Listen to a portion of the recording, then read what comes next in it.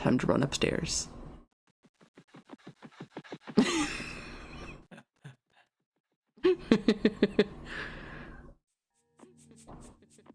you are. I'm on your head! Yes! Oh, hell yeah. How's audio sound over there, fire?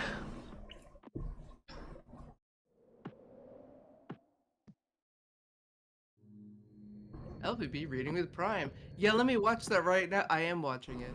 I'm watching it right now. Right this second. As a matter of fact. What? I know. Right, and now we get to go back across. Peeking a little. Me or Prime? Because neither surprises me. Well, me. Wow. Alright, and is that better? Talk more. Yay, much better. Good. Yay. Yes, actually, yes. I think it's because I'd finally made adjustments to the actual microphone. Because Windows kept automatically turning it down again. And then people would be like, I don't know why you're so quiet all the time. I'm like, I don't know, man. Darkness. The light. Yay. We have found it.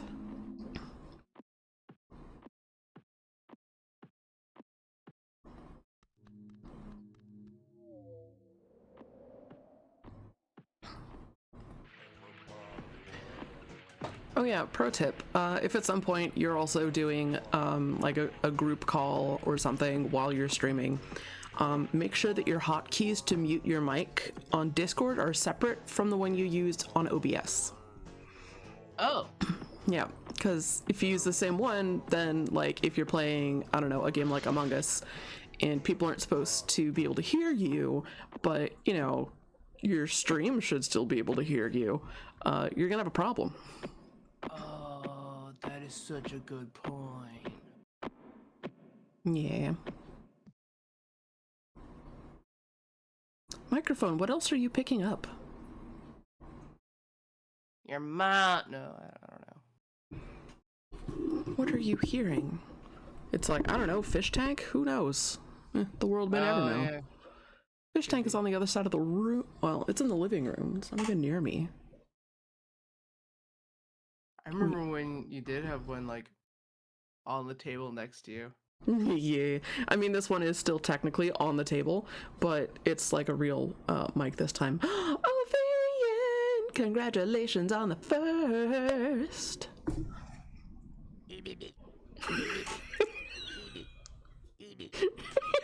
Oh, Clayman. It's been so long since you got a cookie. It's true. Enjoyed that cookie, Ovarian.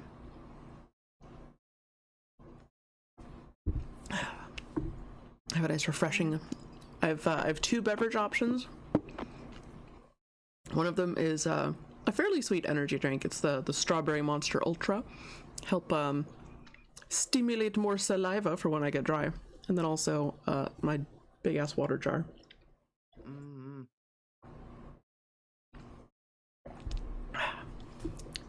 Refreshing. All right. One sec.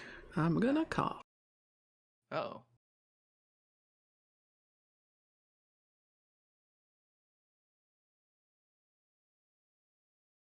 And I'm back. Welcome back. Why, thank yous. Yeah. Prime is much quieter compared to me. Okay. Let me turn up Prime some more. Yay. Alright, how's that, guys? Now Priam gets to talk. Good? Excellent. Good. Hey. This is why we ask these things. It's true. Alright, it's almost 5 minutes. Just picky because headphones. No. Like this is good because like it matters. Hi, Varian. How you doing? Ovarian's amazing. In my not so humble opinion. Good. Make sure OBS is on top so I can see if it closes. Because it used to do that sometimes. Interesting. With the new PC, it's not. And we also figured out how to turn off all the lights on this computer case. Because it had like lots of light options. And now that it's sitting on the desk next to my desk, it was a little much having in the periphery just, hello, I'm colorful. And I'm like, okay, that I'm happy for you, but please. So, More color. and now it's just the motherboard fan or the CPU fan. I think it's the CPU fan. And I don't know how to turn that off. So it's having a good time over there. As I turn and stare at it. It's about the size of a CD and just has like this chase light thing going around it. But then it also has like a diffusing plastic, which you would think would just make it like a cool ambiance thing, like what I have with my keyboard. Yeah. Instead, it kind of muddies it on the edges, so you get like some weird browns mixed in there. Less woo, less more. Yep. I'm just like, oh, that's a weird shade of gray. Good job, LEDs. I didn't know you knew how to make that. Neat. That looks like a paint mixing mistake, but here we are. You do you. Shine on, you crazy light ring. Crazy light ring. Poop light. I mean, yeah, there occasionally it's like, ooh, I would worry if that came out the back of my cat. That shows up. There's also a cat barf color one that comes up pretty frequently. That's a good one. No. No. It's like that too. I'm like, oh, blues, purples, cat barf. Okay. Oh, cats are starting. So they are. In that case, we'll just have to keep talking about the cat barf ring until until we're good to get back to gaming. We should decide. Do you want to start or shall I? I can start it off. Okay. How gamer core, right? Cat vomit LEDs. Extremely gamer. The most gamerific. And gamalicious. It's true. But. It's so funny, you were watching the VOD and you were reading when I paused. This feels seamless. Oh, perfect. Excellent. That is good. Yeah, we realized there's a lot. That's why we allocated like we're allocating like 4 hours to this. Hopefully we get through it. If we don't, we'll have to try again on Monday or something. Yeah. Be an evening stream. So Prime will be more awake than me because Prime has a later sleep schedule than me by like 8 o'clock. I'm like, oh no, eepy. 9 o'clock, like the Chihuahua's trying to get us to go to bed because he wants to go to bed. Even the cats will start asking about Bruce treat time because he gets a treat when he goes to bed and then they get a treat as well. So like 9 o'clock, the cats are asking about Bruce treat. Oh, it's so smart. Yeah, 9:30, they're all sitting like on top of the shelves of my desk and staring at us. Isn't these gargoyles? Hello. I do believe it is time for snacks. Greetings. It is food time now. Give me the foods. Thank you. And like if we haven't started like kitty cat playtime by 9 o'clock, they also have some opinions. They'll come over and start like grabbing a cat toy, and sometimes Esker will go hammer play. Other times she'd usually just lets Marsh come and sit on the desk and moo at the back of our heads until we turn and go, do you need something? And then he prances over to the bedroom. Hi, baby. Marsh is like, you're talking about me. I am. Are you the cutest big baby? The squint washing face. The answer is yes. They put a novel in your games you can read while you read. Exactly. Anyway, we shall now begin the reading. Ah, yes. I am Quater. Read my words and be my friend. Father commands me to record the truth of history so that readers will learn from those who went before.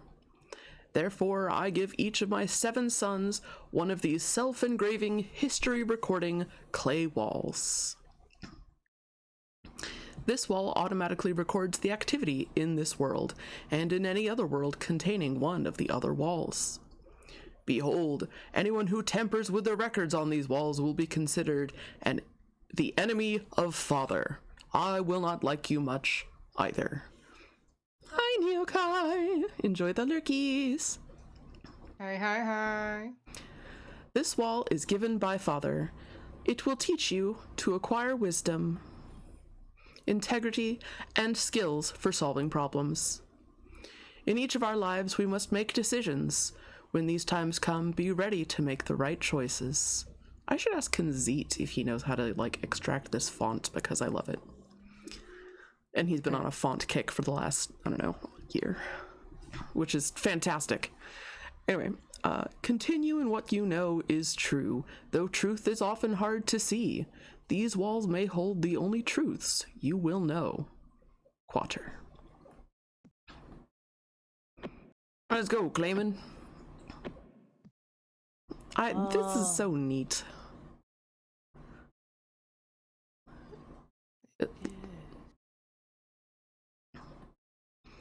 Father, I crave violence.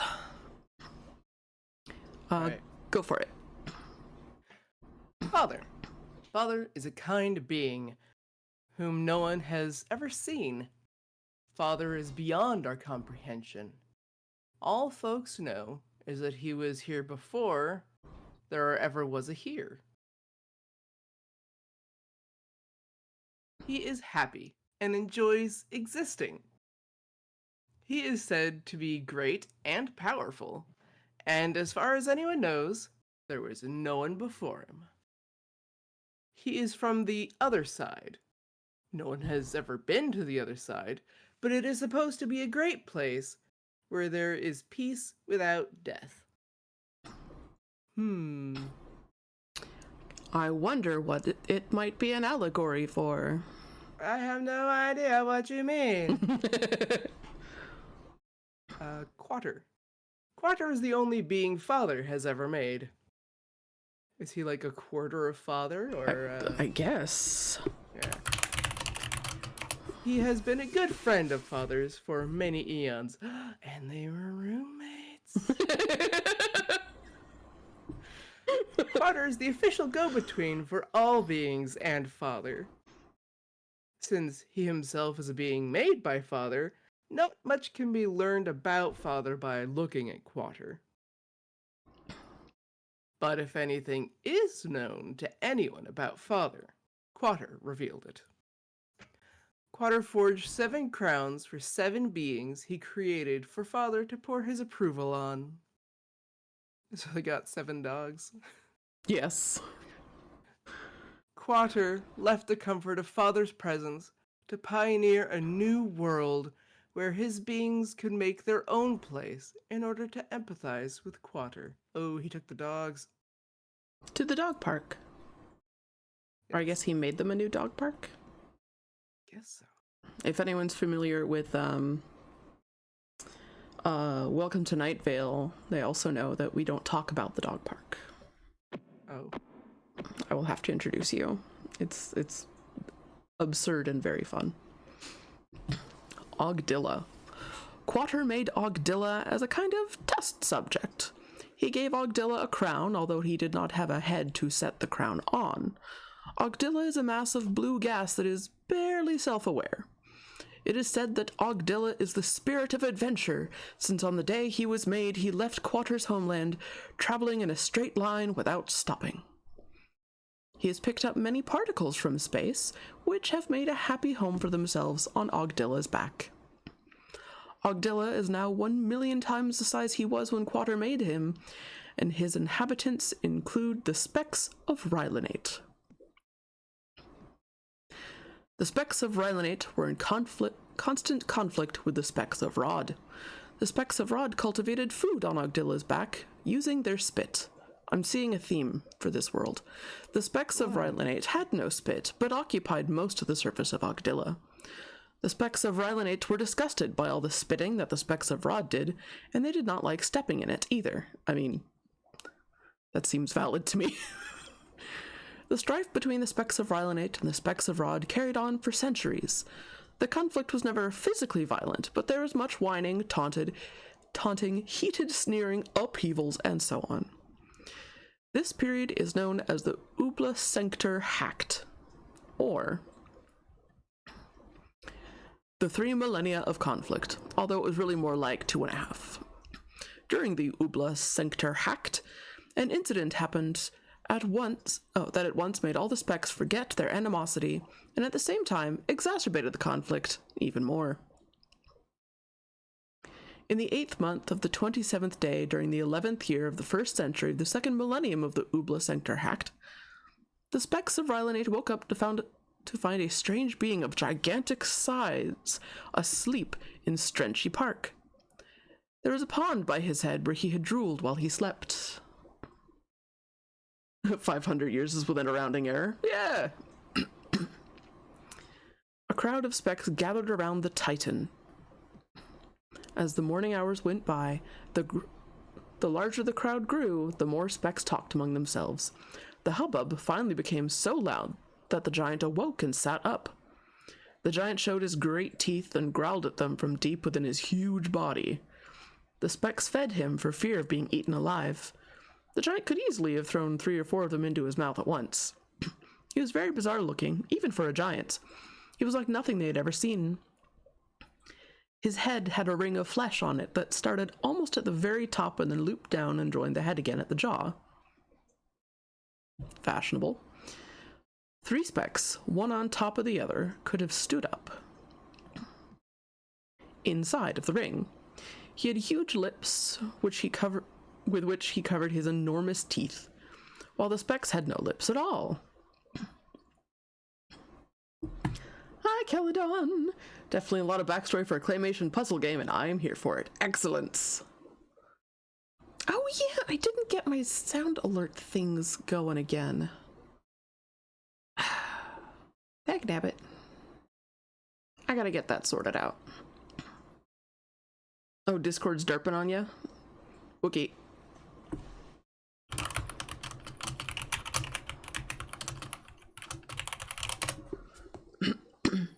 I shall await their return.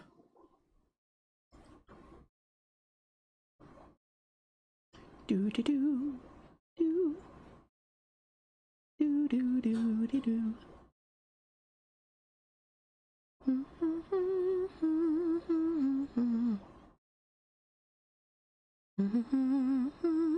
Do dee do do dee da dum. Are you there now, Prime? Are we both having issues?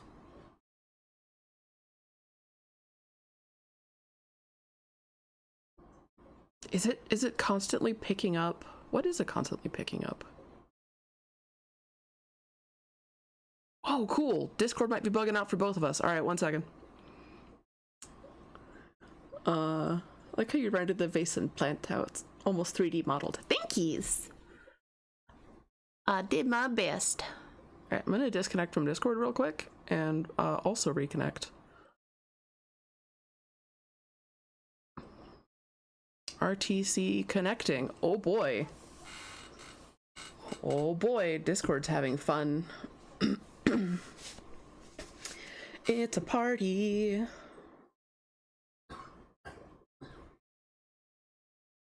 On the upside, I don't think we've lost Prime. Like, visually, at least on the stream. So, like, that's something. Voice details. Establish a secure connection. In theory. Oh boy. Oh, Discord, don't do this. Not today. Igni! Hi, Igni!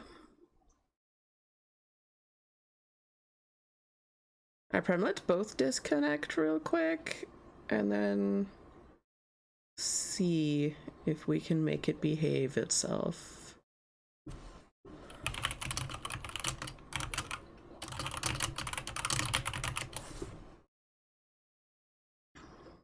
Discord has decided to be a turd, so that's good.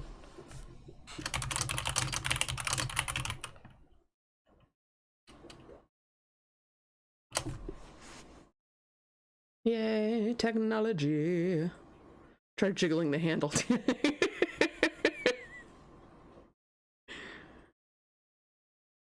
Alright, let's see.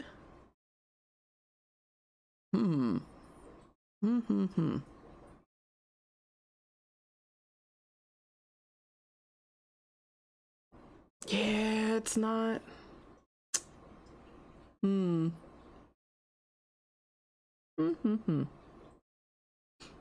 Maybe we'll try a direct call this time and see if that works. Alt F4 may work.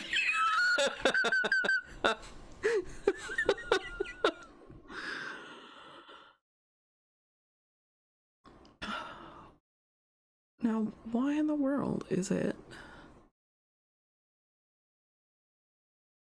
attempting to send data? Yeah, attempting and failing.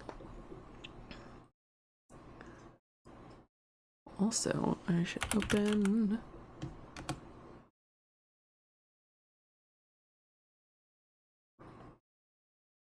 Yeah, we will do the direct call thing.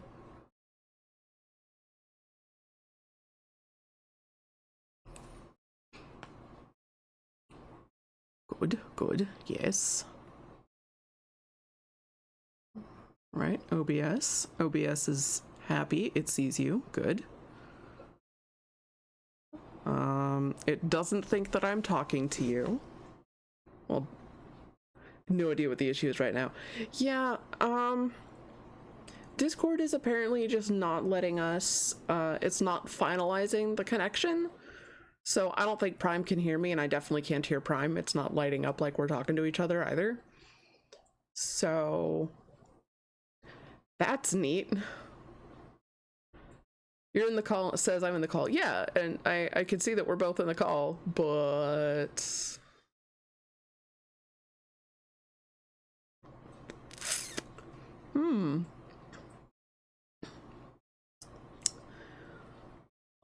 I guess for the time being, I don't know. Close my other, closed all of Firefox. See if it'll be a little bit happier. I don't think it will be. I think Discord is shitting the bed. I think that's what it's doing. Maybe it's time to restart Discord. I'm gonna do that. I'm gonna give Discord a hard restart and see if that fixes it.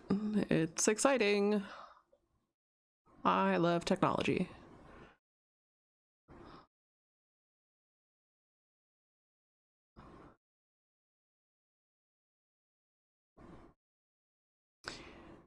Doopa doopa doopa doopa doop boop schmoopa. No, don't scroll up.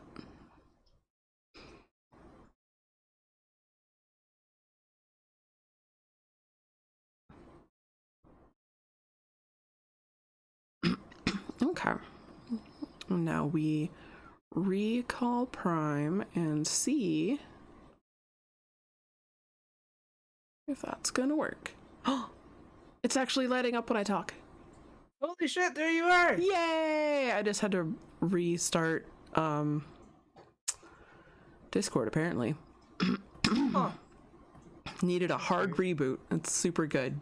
It's my favorite. Oh. Now I'm not showing up. No, it's just thinking. It'll get there. Oh, that's alright then. I believe in you.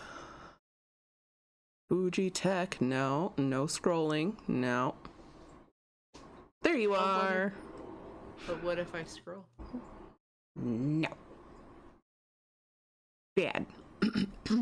Okay.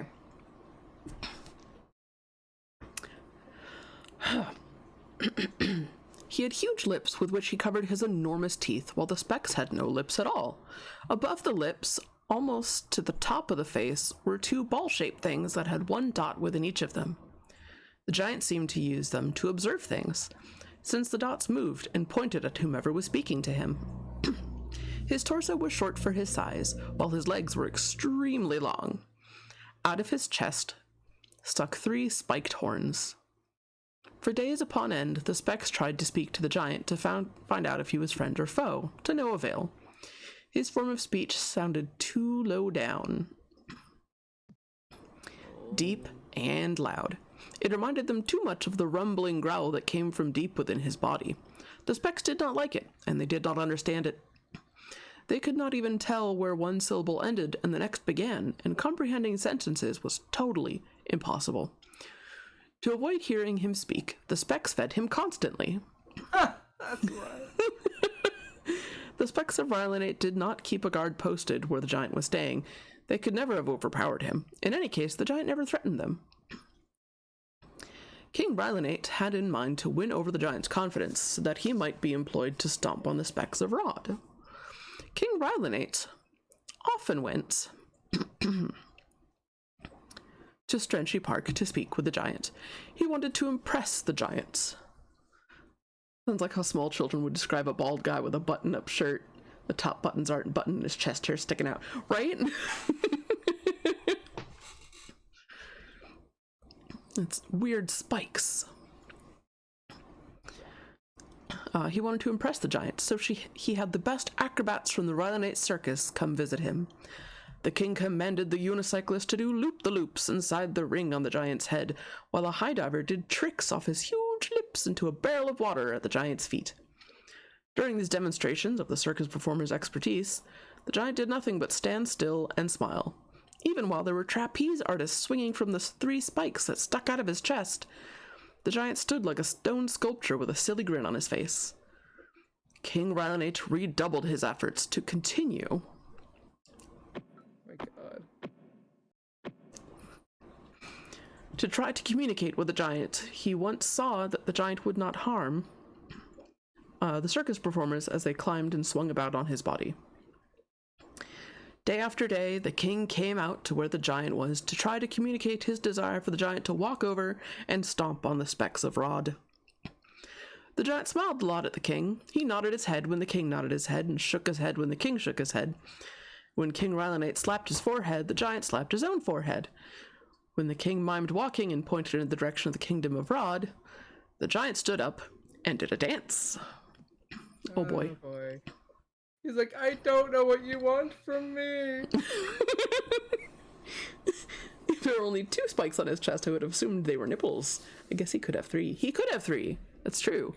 Although I think he might have had opinions over little dudes like swinging on him like trapeze poles or whatever, but I mean, maybe not. Maybe, I don't know. King Rylanate was furious. While the giant was still dancing, the king ordered all the Specs of Rylanate to throw things at him. Since they were feeding the giant all the time, the only stuff they had to throw at him was food, so they threw that at him. Could be his kink, that's true. Science! Ooh, Elfie snack delivery. Thank you, thank you. And you know what? Boop. If y'all are looking for just sweet, wholesome, and enthusiastic people to hang out with, please check out our lovely friends at Science Streams. It is a lovely trio of streamers, specifically the wonderful Balint, his lovely wife Lita, and their adorable baby Ilona, and all of their wonderful cats. I love their cats. They're very good. And they have one named Noodle, and there's Barley and Hops, and there's Cannoli, and then little Socks, who is foster kitty former feral, I want to say, or at least a barn cat that has now been moved to the indoors. I think that's everybody. I think so. Correct me if I'm wrong, Balint. I think that's everybody though. They're so cute. And Barley is the sweet one that loves the baby. Oh yes. No longer foster, just Bestie and Shadow. Shadow Cat! Is he a permanent resident now too, or is he technically a foster?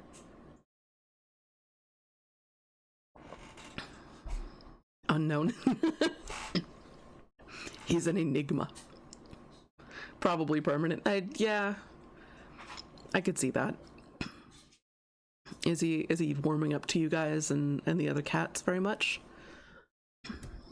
I know Socks hasn't really warmed up to the other cats. As in punch in the face and ask questions later. Oh no. Yay! That's not diplomacy, that's violence. Woo! Cucumbers and hummus! Thank you, Fire! Thank you again, Science, for the snack! Everyone knows the cat chooses you. That's true. That's true. I love that each of the cats that we got from Spooter chose a person almost right away. Like, of course, I was like, oh, Fluffy Cat. Maybe Fluffy Cat will choose me. No, Fluffy Cat chose Fire. Like, right away. Right away. And I was like, oh, okay. I guess not Fluffy Cat. And Esker was just in love with Slime. And I was like, well, what about you, Marsh? And he's like, I don't know. Will you love me? And I was like, I have an endless ocean of affection. Will that be enough? Probably. And he's been my baby ever since. If you need me to mute the crunching or anything, let me know. It's fine. To me, I'm not bothered. I don't know about the viewers, but I'm not bothered. That goes for you guys as well. If you're like, wow, Elfie, crunch-tastic, stop it. Then say that.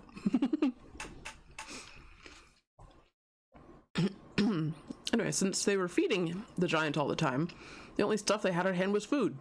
So they threw that at him. The giant tried to eat. Sounds tasty. It's fitting for the game. It is.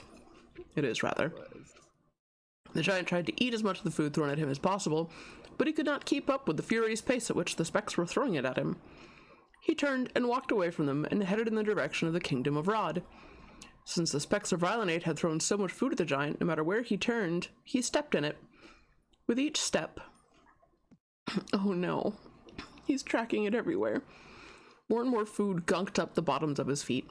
The specks of Rylanate cheered and clapped and jumped up and down when the giant continued in the direction of Rod. The giant turned back to look at the specks, and they stopped their cheering and got ready to throw more food. But the giant did not come back. He continued on the way he was headed, toward the Kingdom of Rod. So the specks of Rylanate had a great celebration. They hoped that as soon as the giant arrived in the Kingdom of Rod, he would smoosh the specks of Rod, who were such a bother to the Kingdom of Rylanate. The King of Rylanate gave a rousing speech. Well, that's that for the great giant. I suppose we owe a debt of thanks to the goofy colossus, for he will shortly be stepping on the specks of Rod and making so much mush of them. His immense foot will crush our ancient foe in an instant. Squashed beneath his mammoth bulk, those unspeakable wretches will be reduced to the vile scum they have always represented. We are now delivered forever from their constant whining, taunting, and hectoring. That feeble-minded Titan is our national hero, a doltish whopper. He shall be the greatest of all figures in the history of Rylanate. A doltish whopper. Rude, but also, yeah, a little bit. There is none equal to his block-headed enormity on all of Ogdilla, but he did finally come through for us, a stupendously dumb gargantua. It is well, nevertheless, that we are rid of him. I suppose I ought to be thankful to the half-witted behemoth that he did not stomp on us too. I cannot think any reason he would come back here. Can you? Hi, Peter Steves. How you doing? We're doing some lore reading. Meanwhile, the specks of Rod heard the giant before they saw him. His every step made a hollow drum sound on the debris-covered surface of Ogdilla. They gathered into frightened groups, becoming more and more agitated as the booming steps grew ever louder. Finally, they saw him. They saw his big ring head, his big lips, the spikes sticking out of his chest. But what most impressed them were his feet. Actually, what most impressed them was what they saw stuck to the bottom of his feet. All that food that he had stepped on looked disgusting, but the specks of Rod did not know that it was food. The specks stood in stunned silence. They knew that the giant had come from the direction of the kingdom of Rylanate, and their imaginations took over from there. The specks of Rod were convinced that the giant had stomped on the specks of Rylanate. Feet? What? Should I be weird that they talked about feet? Amazingly, they dodged the weird. It helps that this was made in the 90s. Yeah. As the giant got closer and closer, word went through the crowd that a giant had finished off the specks of Rylanate and was now coming to their kingdom to stomp on them. Some of the specks ran away screaming, but most stood still, knowing they could not outrun the fearsome giant's feet. Then one speck of Rod started clapping. At first, the specks next to him thought he was crazy, but then they started clapping too.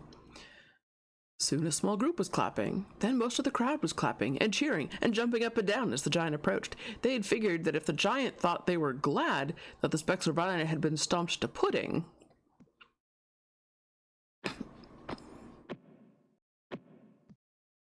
then he might spare them and consent to be their hero. When the giant reached the front of the cloud, they whooped and hollered for a few minutes more. Then the crowd parted, and King Rod made his way through to the front. There, before his people, at the giant's feet, he made a speech. "O great giant, thank you, mighty colossal allied thing, for stepping on the specks of Rylanate and making so much mush of them. Your immense foot has crushed our ancient foe in an instant. Squashed beneath your mammoth bulk, these unspeakable idiots, that is, hideous idiots." Oh, we got an ad. Dagnabbit. Oh, man. I know, just it was getting good. It is a weird spot to come into, especially for a Twitch chatter to come into. Like, why are we talking about feet? What's happening here? It's okay. We're not talking about feet. We're talking about murder. Yeah, it's fine. What? Why is that better? Isn't it? Yeah, okay. It's just a little genocide between specks. It's fine. Yeah, what's a little genocide between specks?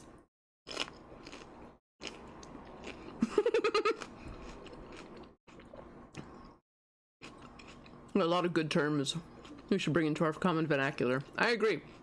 Yeah, Idiot is very good. one.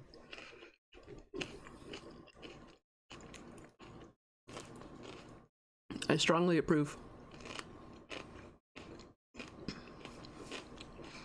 15 seconds.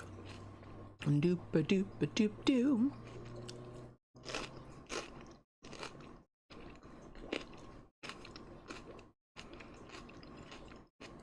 I'm just staring at the counter, munching my cucumber. Yay, my community is back. Ooh, a wild Inkay has appeared.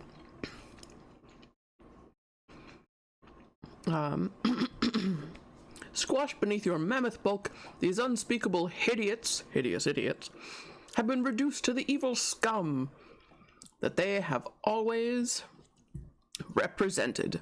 We are now delivered forever from their constant whining, taunting, and bantering.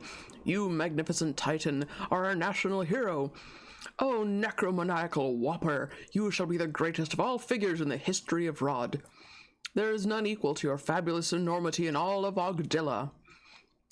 You, tremendous Gargantua, shall be second only to myself, unless, of course, you'd rather be number one. By the way, we thank you, phenomenal behemoth, so very much for not stomping on us, too. I can only offer our humble kingdom to you, amazing monstrosity, as compensation for the wonderful deed you've accomplished today. It is not a kingdom worthy of your monumental grandiosity, of course. You won't like it much. You probably will not like anything we offer you, since it is all tiny compared to your gigantean size. But, of course, anything we have is yours. But I don't know what you would do with it. I said, do you understand me? The giant smiled at the specks of Rod, who smiled back until he spoke to them. To the Specks, his voice sounded slow and deep and slurred. They looked at each other and shrugged their shoulders. The Specks of Rod decided to go back to what they were doing before the giant arrived. As they left, they kept looking over their shoulders to make sure the giant was not lifting one of his big feet to stomp on them. He did not move from where he stood and maintained his smile until they were out of sight. The next day, the giant was right where the Specks of Rod had left him, only he was sitting. So the Specks went about their daily chores, and occasionally they would look over their shoulders at the giant just to make sure he had not stood up. This did not change for several days. Finally, the giant got up and started following some Specks around. He seemed to be watching them as they went about their everyday tasks. He still smiled as he watched them, but not as much. Day after day, month after month, season after season, he watched them tending their fields from planting to harvest. At harvest time, many Specks noticed how much thinner the giant looked and how little he smiled compared to when he had first arrived in the Kingdom of Rod. As they talked about it, they realized no one had seen him eat while he had been there. Some of the Specks got together and brought food to the giant. When he saw that they had brought food to him, the giant looked horrified. He got up and ran off, far away. Far away from the kingdoms of Rod and Rylanate. There's no official record of when the giant was last seen or who saw him, but a few Specks from both kingdoms insist that they saw the giant ascending to heavens early one morning a few years after he ran away from the Kingdom of Rod. About the time that the giant ran off, spies from the Kingdom of Rylanate came to the Kingdom of Rod and saw that the Specks of Rod were not obliterated. They noticed that their enemies were not even bruised a little. This report went back to the King of Rylanate, who was shocked and upset that once again the Specks of Rod had foiled his own Speck kingdom. He ordered a delegation. Had they, though? He ordered a delegation to go to the Kingdom of Rod and meet with a delegation of the Specks of Rod. When the delegation of Rylanate arrived at Rod, there was much shock and agitation. "You were supposed to be squashed," said the representative of Rylanate. "Well, you were supposed to be squished," said the representative of Rod. Tensions rose and accusations flew. Each side blamed the other for making their king's most famous speech a pack of lies. The delegations gave messages to each other to take back to their respective kings. And yeah, it is a lot of words. That's why this stream is just dedicated to reading this lore wall. Yep. There could never be peace between the two kingdoms. As they left the meeting, they all thumbed their noses at each other. The Ubla Sanctor Hact was back in full swing. King Rylanate grew tired of the thousands of years of bickering between his Specks and King Rod's Specks. In a desperate move to bring about a day of peace, he asked for a secret meeting with King Rod at the center of Ogdilla. In the 34th month, on the second day, during the 89th year of the 5th century of the 3rd millennium of the Ubla Sanctor Hact, the kings met. The two kings reasoned for 2 weeks. And yeah, food-related trauma. Poor guy. Trying solutions that were fair for both kingdoms, but to no avail. Meanwhile, Ogdilla himself had grown so tired of the angst he felt on his back that he spread all the Specks of Rod to one half and all the Specks of Rylanate to the other half of his back. In a violent quake, Ogdilla split into 2 beings which floated independently from each other. If your game doesn't have this much lore, I don't want it, right? That this game spoiled me so much. Both of us, really. Yeah. Just so in terms of like world building, quality of animation, polish, not being buggy. We were very spoiled by this game. Which floated independently from each other. The only problem was that King Rod ended up on the half with the Specks of Rylanate, and King Rylanate found himself on the other half of Ogdilla with the Specks of Rod. King Rylanate was first mistaken by the Specks of Rod as King Rod, but he quickly corrected the Specks of Rod.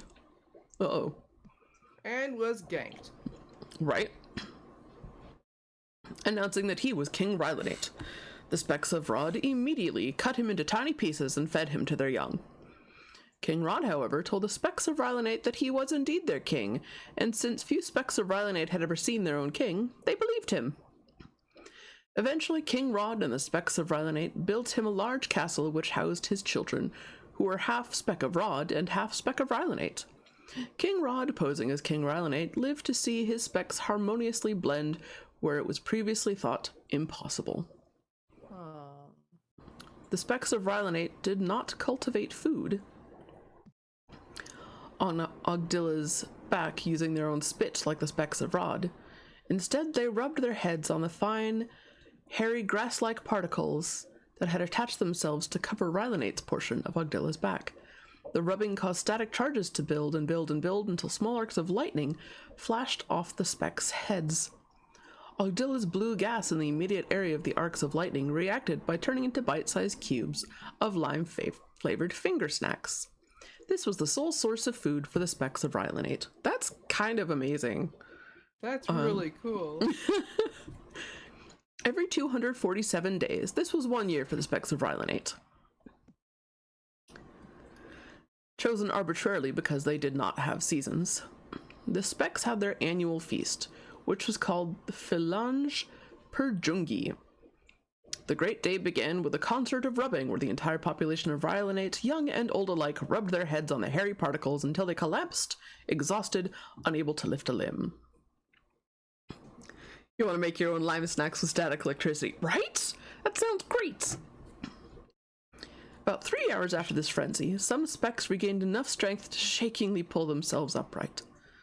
Then the male specks began the harvest of the cubes, while the female specks prepared gastronomic delights such as cube fondue, cube salad, cube roast, cube soup, cube and cube on a stick for kids, cube paste, cube fillet, get ready y'all, cube pie, cube relish, cube stuffing, blackened cube, cube kebabs, cube sherbet, deep fat fried cube. I can do words. I'm good at them. Where did they get the fat to fry it? An excellent question.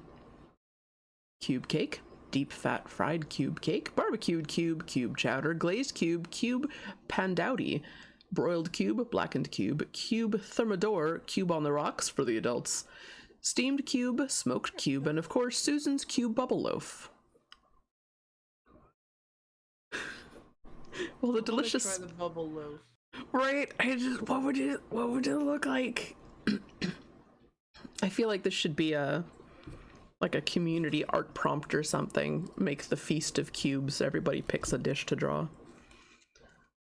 That sounds like fun.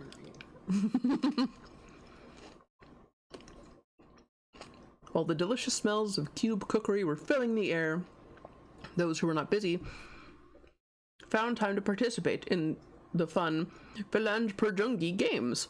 Like, come over here. Hey, you just bumped my friend's elbow. Are you gonna stand there? And this is my bucket. Yeah, my bucket. Susan's cube bubble loaf sounds like a Midwestern church dessert. You are correct.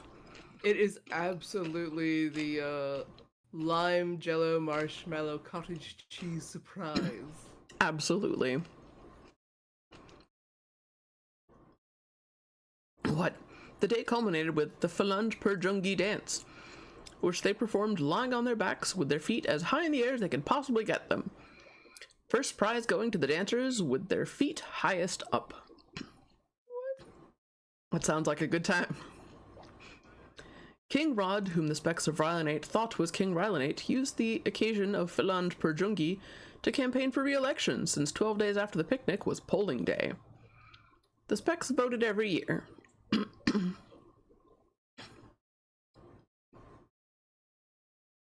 But they only had two choices, King Rod green ballot or King Rod purple ballot. Either way, King Rod got re-elected. But I was gonna say, like, wait, but I thought it was a king. I thought it was, like, you know, a monarchy. You don't get to vote in. Oh, I see how it is. Okay. No, yeah. Typing almost the exact thing when you're trying to decide if it's a Jello mayo abomination. Yeah, it's absolutely a lime Jello mayonnaise cottage cheese surprise. Ugh. It's my light jello marshmallow cottage cheese surprise. Delightful. Delightful and appalling. Abomination worthy. Phalange Perjungi was the specks of Rylanate forgotten day of atonement. They knew that in their past there was a definite day set aside as a day of atonement, but it was forgotten before King Rod ever took over the position of King Rylanate. At least they knew there once was a day of atonement, but the specks could not remember what they needed atonement for. After King Rod took the throne, a spec named Hefamut, during the demolition of a shoe foundry, found a vague historical reference to the Day of Atonement called the Phalange Perjungi. The king's advisors advised the king to declare a new Phalange Perjungi and to have the marketing department think of some fun things to do on it. No one could think of anything they needed atonement for, so the day is mostly remembered for the annual feast or for the dancing thing. The Specks of Rylanate determined when one day was over and a new day had begun by having the day determiner hold the determining stone out at her side at arm's length. When that day's day determiner could no longer hold her arm up, the day was declared done, and the next day determiner took up the stone. Being day determiner was a prestigious honor, but no she-spec was allowed to do it more than once a year. Rylanate specs married in threes. 2 grooms and a bride, or 2 brides and a groom. In either case, the spouse with the 2 counter-spouses had to alternate every day, being spouse to one and the next day to the other. Each spec year, the sequence is renewed, starting with the spouse who was shorted by 1 day the previous year. The marriage ceremony of Rylanate was short and simple. The 3 specs went before the king on the assigned day of their marriage appointment. Each stated their vows, which consisted only of a promise to abide by the custom of spouse alternating and a promise to never get ugly. Oh no. The vows were repeated in this way, and the king said to each spec in turn, "Do you, so-and-so, promise to never get ugly?" To which each responded in turn, "I do." Then, in the case of the groom and 2 brides, for example, the king said to the groom spec, "Repeat after me. I, so-and-so, take you, so-and-so, to be one of my wedded wives, and you to be the other of my wedded wives." Annulment usually stemmed from one of the 2 brides or one of the 2 grooms, in the case of 1 bride and 2 grooms, feeling slighted because he or she was not the first one named in the vow. Divorce usually stemmed from one spouse being cheated out of his or her fair share of marriage days on a leap year, when an extra day went to the spouse, who then renewed the New Year sequence. Exhausting. It's a pretty high bar. What if someone gets into an accident, right? Right? And that is the end of Ogdilla. Oh, and that's what Ogdilla looks like. They're just Yep. big old cloud gas. Yep, and just an amoeba. Bert time, go for it. Oh, fuck yeah, Bert. I think we read Quater made his next being with a form closer to his own. He attempted to duplicate himself, but because he was not as good of a man builder as his father, the being was not quite a perfect duplicate. Bert was given powers of speech and reason, but he could not grasp that he was different from Quater. He thought he was Quater, and instantly made 7 of his own crowns and started making his own people in his own image. Because no. Bert was an even worse being maker than Quater, each generation looked worse and worse. By the last generation, Bert's beings were not even alive. They just looked like little blobs of meat. Oh god. The lineage of Bert. Empowered by Quater to create, Bert, believing that he himself was Quater, begat another Bert. The second Bert begat Breadbad, a weak attempt at Bert, but with a speech impediment. Breadbad was a wise being, the most wise of all, it has been said, although no one knows exactly who said that, but it stuck. He did not write down any of his wisdom, but his son, Bridabrack, the literal, transcribed Breadbad's lectures. Oh, I'm looking forward to these. Mm-hmm. The wisdom of Breadbad, the son of Bertbert, the son of Bertbert. I am not good by nature, nor am I naturally happy. But if I fall, it is a fault of my own, not my mom or pappy. I have been the witness of 1,000 fallen. For this I am not fortunate. For me, it is torture-net.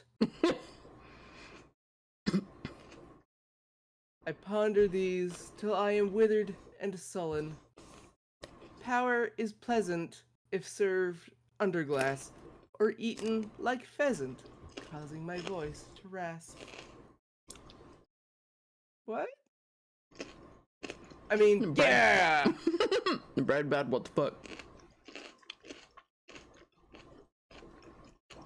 The killer be killed, the dancing man stilled, when bees of plenty sting my heart, many. I emaciate, thinner, thinner, thinner. Found are the 3 ways of Babylon. Or Babylon. Yes, Babylon. 1. Fear. It eats itself like a snake down a hill and finds nourishment there. The bigger it gets, the more it eats until it is everywhere. 2. Greed. Unlike fear, it shrinks until the snake is something small and despicable, smelling like a torch when mixed with hair. Yes, good to know what greed smells like. I too smell greed sometimes. Babylon isn't subtle at all, right? No. Vanity is the snake thinking he has strong legs that can jump the stream. He floats belly up when caught in this snare. I will share with you my comings and goings if you will listen.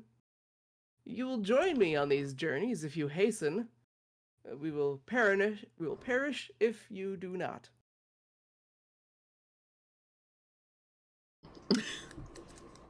Breadbad, having no point of reference but himself, begat Bridabrack, the literal, who begat Brickback.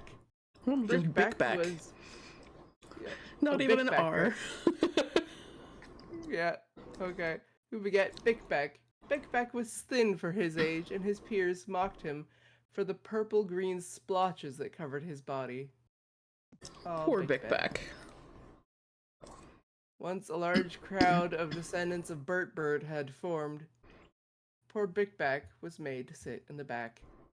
He tried to hide his sadness by pretending to enjoy the back of the crowd. It was there that he met the rest of the back of the crowd. They were pitiful beings, suffering from physical maladies, almost as bad as his splotches. A distant cousin named Hifface offered to stand behind Bickback so that it would not seem like he was in the absolute back of the crowd. But Bickback chose to emulate the cruelty of the rest of his group by pointing out Highface's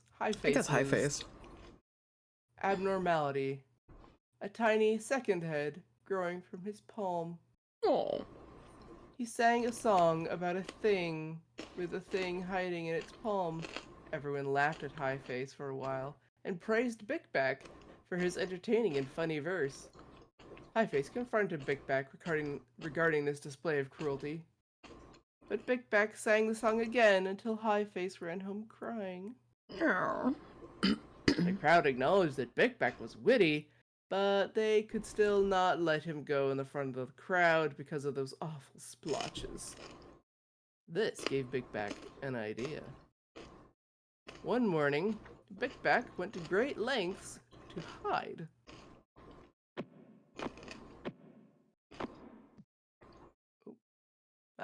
He went to great lengths to hide his splotches. Using some dust, he coated himself until finally his peers found him beautiful.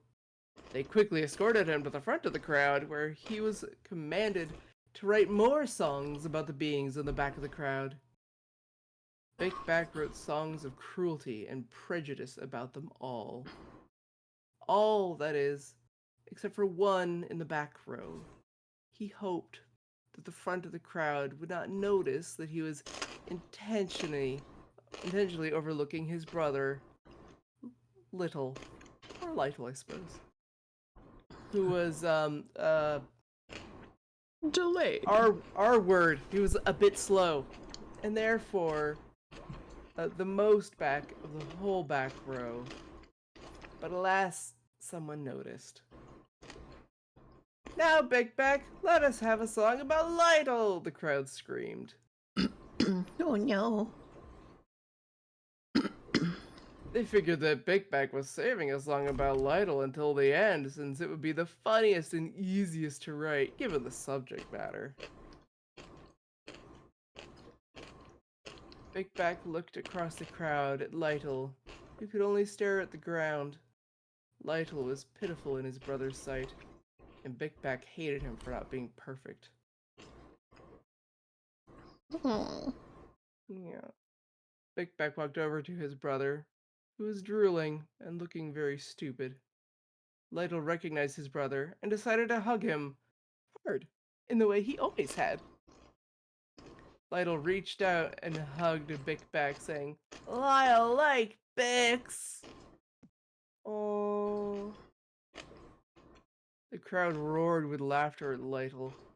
They found his audacity to touch someone from the front row of his level of stupidity. Oh, sorry. They found his audacity to touch someone from the front row typical of his level of stupidity. Embarrassed, Big Back threw Lytle to the ground and called him an animal. Lytle was shocked and began to cry. Big Back looked down at his drool-covered arms. The drool had wiped away some of his dust covering, exposing the horrible, hated splotches. Big Back openly wept face down on the ground.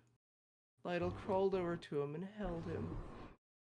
The crowd was uncomfortable. No one knew what to do.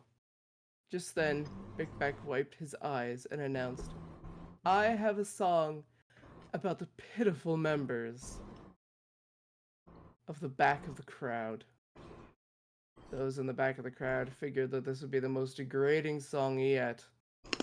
The front of the crowd cheered, and Lytle drooled.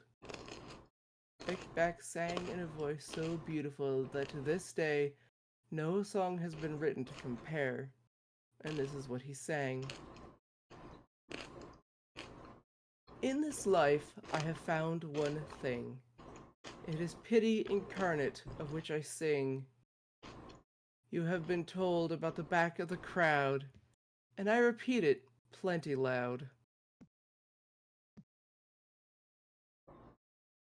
That they are animals to be excused, as hapless freaks, which we shall use as ladder rungs for our speedy ascent to the front of the crowd, where we'll invent a strict system of attractive or not. On which side of the net will you be caught? Align me, please, with the crowd's back. The front can, for what I care, go to hack. With their own standards based on their small group. If given the choice between accepting many or few, I will love the different and accept the whole crowd. I'll sing of my world long and loud. In my world, I say that we, the low, be tall, and so brother Lytle is greatest of all." The entire crowd fell silent as Big Back walked over to his brother and held him. He whispered in Lytle's ear, "I'm so sorry, I've been a big fool." Lytle still just drooled. Some members of the crowd heeded Big Back's song and embraced the entire crowd. Others did not, and made it their full-time concern to re-establish the lines between the front and back of the crowd. Big Back lived a happy life. He wed Phyllis, a demure little lady, also from the back of the crowd. he begat Makmok, which means low is high. Makmok begat Makmak, who begat Makmak, who begat Makmak, begat Makmak, who fashioned a two-sided being, which included both genders, male and female, one on either side. It was a colossal being. Please be named Mac Mac. Right. Oh. That was named Mammer, who was very proud indeed. It considered itself absolutely complete, lacking nothing and independent from even its creator, Makmak. Makmak could not stand for such conceit, so he made a huge crowbar with which he pried the being into two parts, a male being named Mean, and a female being named Mavi. It took all of Makmak's strength to pry the two halves apart. And when Mammer finally split, it sent the crowbar hurtling out into space. As soon as the two half-beings saw they were no longer a singular whole, they started trying to put themselves back together. I mean, valid. Again.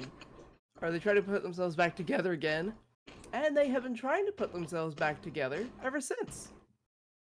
Mammer, or Mean and Mavi, then begat Maumat. And the sons of Maumat were Mau, Much, and Marzim, and Matup, or Maumuch and Marzim, and Matup and Manak. The sons of Maumuch were Mabes and Maleva and Magbes and Mamar, and Maset Basi. The sons of Mamar were Mabesh and Maded. Now, Maded, the father of Mormini, who became a mighty florist in his town, was a mighty florist before Quater. Therefore, it is said, like Mormon, a mighty florist before Quater. Aw, and we just hit an ad break. But a lot of Mac Mac begatting, right? A lot of Mac Mac. A whole lot of Mac Macs. Shall we wait? Yeah. We shall wait. Gonna be lurking and walking an onion. I'll let the stories be the thing I listen to during it. Yay! There's a lot of, like, if you've read any, like not just the Bible, but any creation myths, you see a lot of things kind of being repeated here, which is just fantastic. Goosrune, ahoy! How you doing? Welcome on in. I have a question for Igni. Why are you walking an onion? You chop onions. You doing good? Excellent. Because he runs he runs a diner and he's a sentient ball of flame. So his dog is an onion. Yeah, right? Yeah. It makes perfect sense. Sentient ball of flame working in a diner. He has to use oven mitts to touch things so he doesn't burn them. Onions make good pets. Wow. It's true. They're very cute. Little hairy. They got some whiskers. Are you sure you're not thinking of a mouse?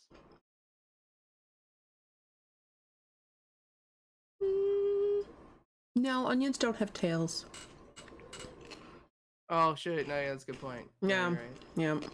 Like even hamsters have tiny tails. It's true. That's true. Don't go eating onions that aren't sentient. Maybe I've only encountered onions that aren't sentient. Yeah, the non-sentient onions are good eats, but sentient onions, they're good pets. You know what? That does make sense. Yeah. That's some good logic. Mm. All right. And Orion is the dog's IRL name. Okay, that makes sense. More sense. Even more sense, perhaps. Yes. It all makes perfect sense, really, when you don't think about it too hard. Anyway.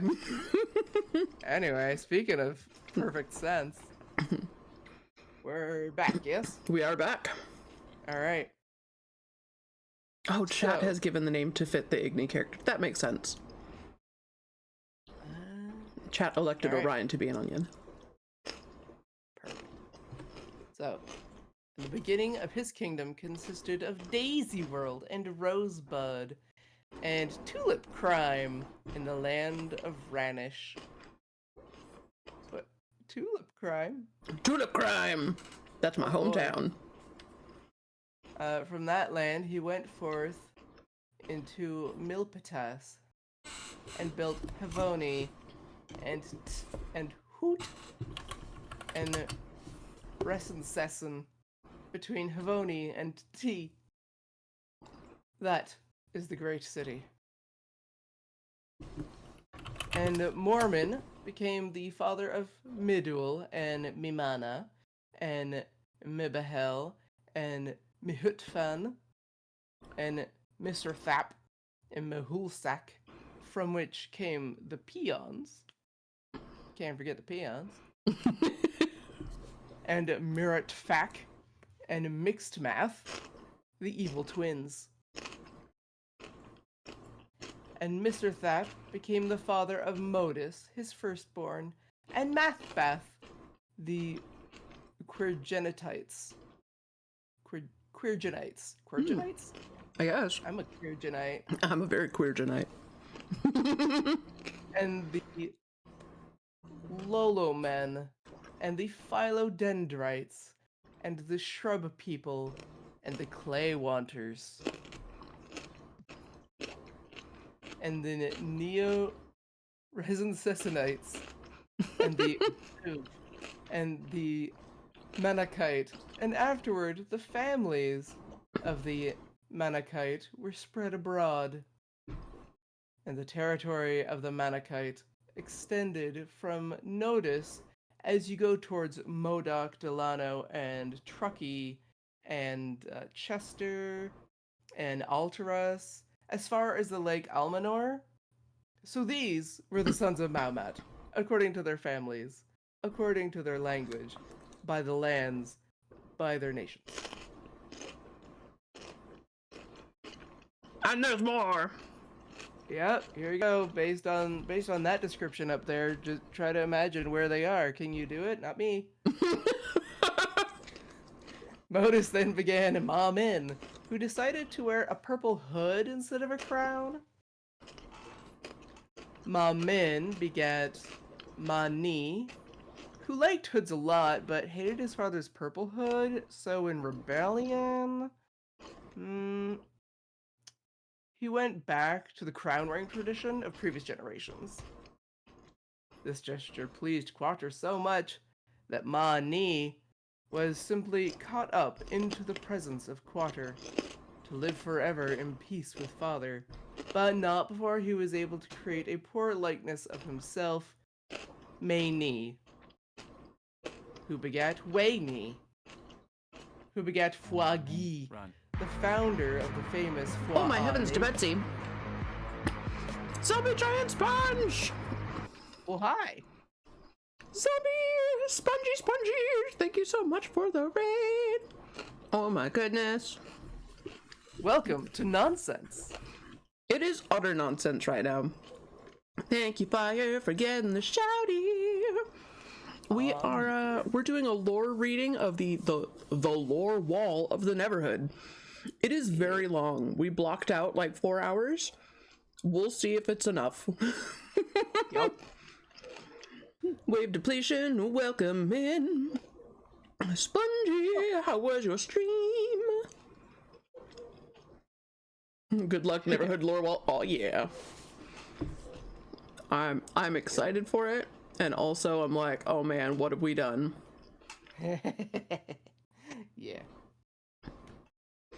Okay, so we got Fua Gi, the founder of the famous Fua Nation. I'm sure you've all heard of it.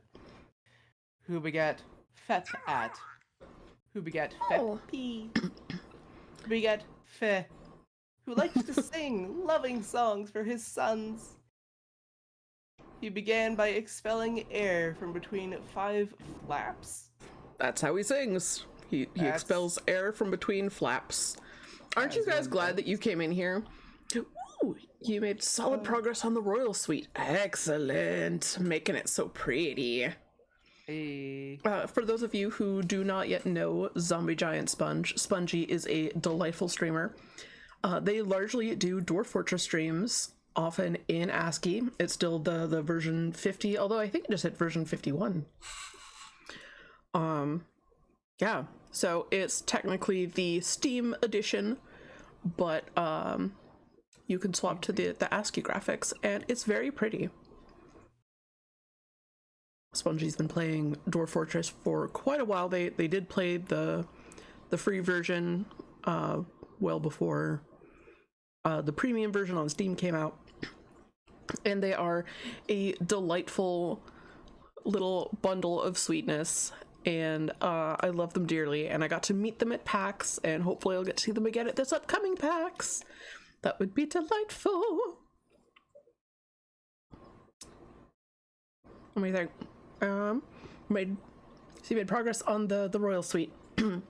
Remind me, so did you get the monarch coming to your fortress? Because if so, that's very exciting. Oh, Igni must have been the apples. Yes. Mm-hmm. That's where all the gas comes from for the song flapping. Dear God. All right. So, he would sing to his sons by expelling air between the 5 flaps of flesh on his back. Feh sang this way as a sincere gesture of love for his many sons, but the perpetual honking and flapping of his songs echoed up to the ears of Quater, who, after many years of tolerance, could finally take it no more. Quater smote Feh with a bolt of energy so intense that nobody ever found a trace of his body. Oh no. Feh was destroyed in the prime of his life, but not before he was able to create 13 sons! That flapping doing it for somebody. Apparently so. Feh's 13 sons were as follows. PAX is a possibility, and yes to monarchy, yeah! You love the new VTubers? Thank you! I premiered it Tuesday, and then I whipped up this little one for Priam. Yeah. They have a little cat persona, and I was like, okay, I will translate this into Doug to Naples style, and I think it worked. They've done an amazing job. My Yankees. And I love it very much. He's adorable. Yay! He's a little worried child. Mm-hmm. There was more like secondary animation that I wanted to do for your talking frame, but my hand was cramping up and giving up on me. So that's okay. I think they can see it if I do this. Oh yeah. It's at least the. There we go. Yeah, it's the. It's the blink. Like closing his eyes, the blink. Well, it was gonna be like lowering the tail slightly when you speak. Oh, that too. Oh. Yeah, that was gonna be cute. And I'd started doing it, and my hands were like, please. I'm like, okay. Fine. We'll just keep it to the frames that we have. And it was like, for the love of fuck. Yeah, so, dude. Yeah, I finished that line work minutes before I sent it to you. Thank you for doing it. Sorry that you hurt your hands. Please rest them after this. Yeah. Slime started my day off with the ice brace. I was like, ooh, coffee, and he just throws the ice wrist brace at me. Yeah. Lots of ice, lots of weed. I've been using more of that because I've been on a lot of. We changed the dosage on my nerve pain meds. Oh, yeah. Yeah, you're gonna need more weed to help with that. Yeah, I did not have some this morning. I'm kind of regretting that. Last time it happened to you was before we were allowed to type essays. Your handwriting is still stinky. My handwriting only got better after I learned Arabic. And then my English handwriting got better too. And you switched to using your left hand? I switched to using both hands, so I would take notes in English with my right hand and Arabic with my left. I would just do one line after the other. My classmates were really pissed off. Like, how dare you be good at this? I just have, like, and I would use different colors so it would be easy at a glance to know what I was reading. And just focus on one color or the other. And yeah, I remember sitting there in class one day. Can write Arabic? Yeah, I studied Arabic for a year in 2006 and 7. Yeah. Apparently I do sound like a small child when I speak Arabic, and my classmates thought it was the best freaking thing ever. For our midterm, I memorized a poem, and I performed the poem in front of my class, and all of them were just like, "Oh, I need to squish your little face," and I'm like, "Oh no." Cute aggression. Cute aggression. I'm in danger. It was. For my final, I did a tutorial on how to do like basic Disney type character designs, and gave my little presentation that way. And one of the things I wrote was Ajib Ayun, which is amazing eyes. And yeah, my classmates did come and pinch my cheeks after that. Yeah. You gotta. Lennox, hello Lennox. Yeah, I need to beat the crap out of my my sound alert things. I think those are blurp. I think I just need to maybe that is the issue. See, oh, I wonder if I could fix it like right now. Can you do it while I'm reading? I can. Then scroll up, bitch. On it. I have so many. Oh no! Why did I ask you to? I have to read that name now. Good luck, bitch. All right. Fez's 13 sons were Clo, Cluff, Clow, Klimt, Cleft, Clack, Clink, and 5 sons, all of whom Fe named Kloppen Humwinwitz, because he cannot think of another name. Oh no. Until the birth of his last son, Klee. In the Foix legends, there are stories of Fe and his 13 sons. Fe's favorite son was named Klee, meaning, give me more like this one. Oh no. Fe often had his sons watch the Foix cattle herd in an attempt to teach them the value of hard work and the responsibility of caring for the herd. The Foix cattle had 3 genders: male, female, he-male, and 3-male. 3 males had the gender characteristics of all 3 genders. Wait. Yeah, they only have female, he-male, and 3-male. There's no regular male. Well, yeah. But I'm like, but if it's all 3, then does that mean they have their own bespoke one and then also the other 2? That has to be the case. Yes. So that's great. And that's canon now. Yep. When the females were nursing, they exuded foie gherkins. Uh-oh. Foie gherkins from their hide. We're good. Everything's fine. There was nothing happened. Everything's when the okay. females were nursing, they exuded foie gherkins from their hide. Foie gherkins were the staple diet of the staple of the foie diet. Hey, no, I said next screen. Thank you, Clayton. I like these 3 genders. Same. Same. And it's wonderful to see you too, Lennox. Let me do a quick test to make sure it is all working. Channel points is turned off. Why? Why would that? Why would you do this?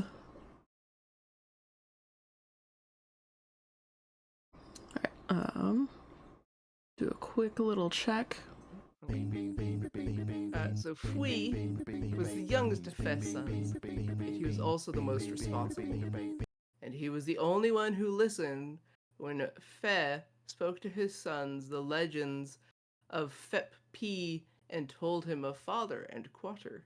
The other sons spent most of their time listening to their father's songs, but avoiding work, dreaming of ways to spend their inheritance. Oh. As soon as their father died. On the other hand, Clee spent his time tending the family herd of foie cattle with such care that many thought it was his own herd.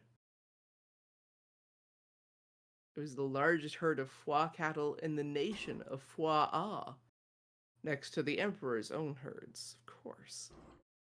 And Fe certainly appreciated Clee's care. To show his appreciation, he slaughtered his finest foie calf and had the hide made into a fine pair of shorts for Clee. Fe's other sons considered Clee an obstacle to their fun, so they started spending a portion of their time planning ways to get rid of him. Oh.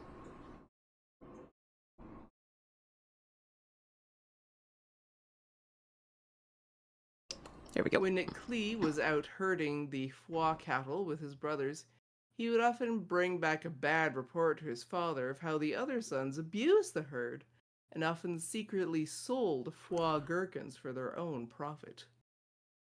Clee boldly told his brothers that while they were dreaming up ways to avoid work, he was dreaming of being Emperor of Foie.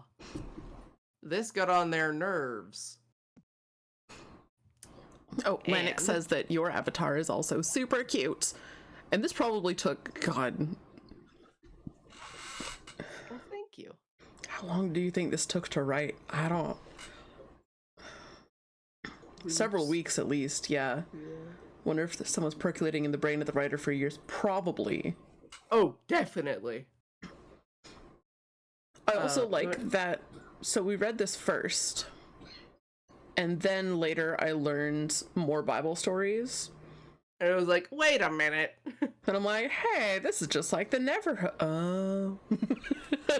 Yeah, and I was like, oh, the guy who came up with this world is like super religious. Oh, we got a Narnia on our hands.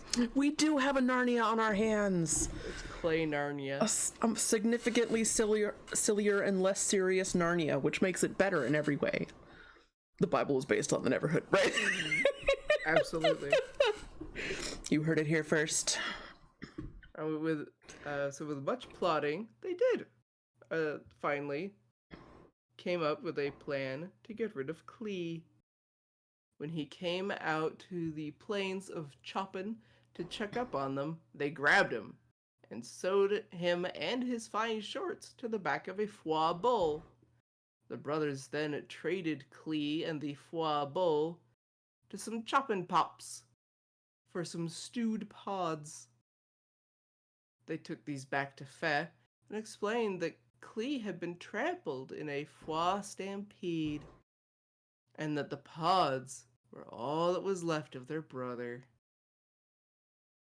Aww. Fe mourned for 88 years the death of his favorite son, Clee.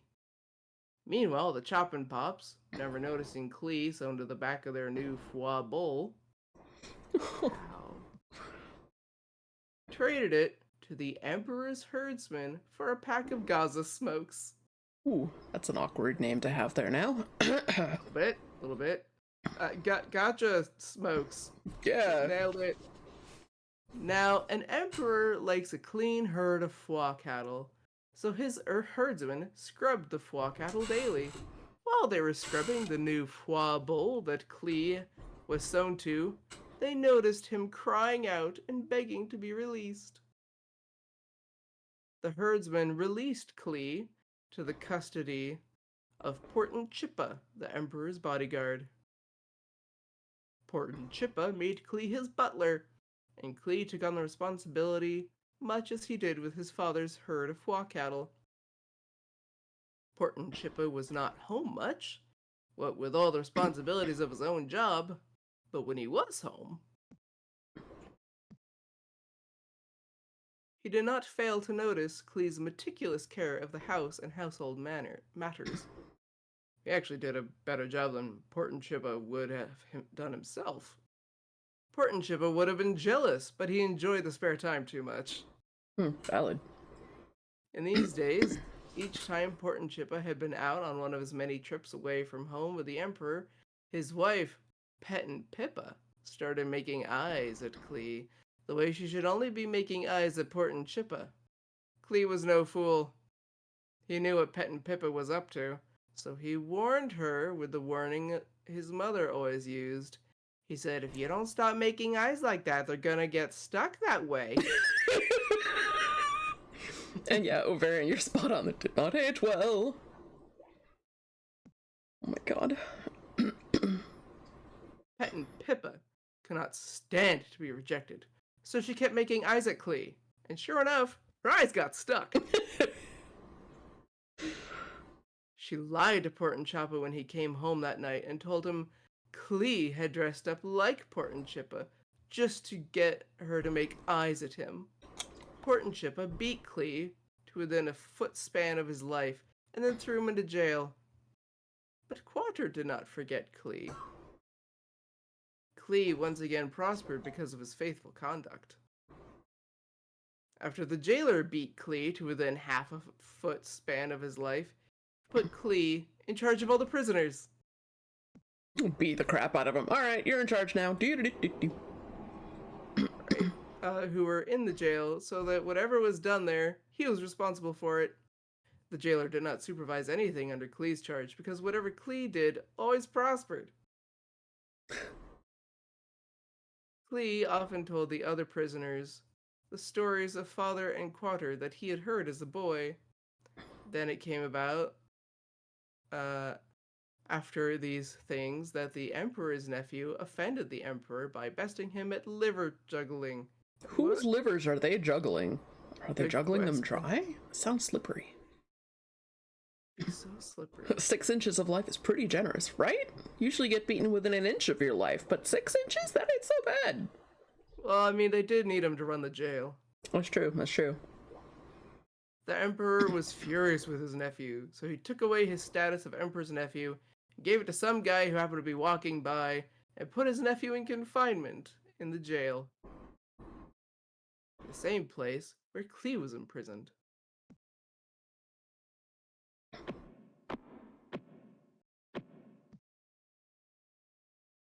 And the jailer put Klee in charge of the Emperor's former nephew, and he took care of him. And he was in confinement for some time. Then the Emperor's ex-nephew, who was confined in jail, had a terrible time sleeping one night. He tossed and turned all night long. When Klee came to him in the morning and observed him, behold, he was downhearted. And he asked the former Emperor's nephew, who was with him in confinement in jail, "Why is your face so sad today?" The former nephew said to him, "Are you blind? Just look at my hair. I've got bedhead and there's no one to interpret it." He said this because in the kingdom of Fep, bedhead, bedhead interpretations are used to foretell the future, not Josephus in his technicolor cloak. Right. Then Klee said to him, "Do not interpretations belong to Quater? Let me study your bedhead, please." Then Klee said to him, "This is the interpretation of your bedhead. This afternoon, the Emperor will restore you to the position of Emperor's nephew and have you released from jail. Now please do me a kindness by mentioning me to the Emperor and get me out of this jail, for I was in fact kidnapped from the land of Hua-Ah, and even here I have done nothing that they should have put me into jail." That afternoon, the Emperor declared that his nephew, who was in jail, should be released and be restored to the position of Emperor's nephew. When the Emperor was asked what should be done with the guy to whom he, the Emperor, had given the nephew status, the Emperor said to throw him in jail instead. The Oh Emperor's no. nephew did not remember Klee. In fact, he forgot him. But Quater did not forget Klee.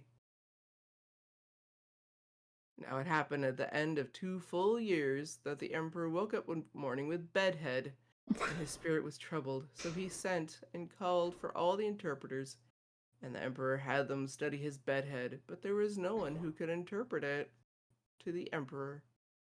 Also, Ovarian says Slippery Livers would be a great band name. Irish punk, specifically. Ovarian, you are correct. You are correct. And the Emperor's nephew spoke up, saying, I would make mention today of my own offenses. The Emperor was furious with me, and he put me in confinement in the jail, and I woke up one morning with bedhead. Now a fois youth was with me there, a servant of the jailer, and he studied my bedhead, and he did interpret it for me, and it came about just as he interpreted for me. So it happened. Oh, hang on. We just hit an ad. Oh. Or did we? It says we did. OBS, are you lying? You might be lying. Better not be lying to me. Wouldn't lie. Well, I guess we'll keep going until it finally does pop up. Yeah. Alright. And it came about that just as he interpreted for me, so it happened. I was restored to my status as Emperor's nephew. Then the Emperor sent and called for Klee, and they hurriedly brought him out of the jail. And when he had shaved himself from head to toe, that is how one was presented. What? To the Emperor in those days, and changed his clothes, he came to the Emperor, and the Emperor said to Klee, Oh, hang on. I presume that you can see I have bedhead, and no one here can interpret it. But I have heard it said... We just hit the ad. Oh, there you go. Yep. Irish punk band. Slippery Livers. What would their first album be called? What would be a good first, like, LP for the Slippery Livers? Oh, it sounds like such a silly band. I'd want it to be something like the Arrogant Worms, or be like Squish Pop. The Kingdom of Fep. Yes.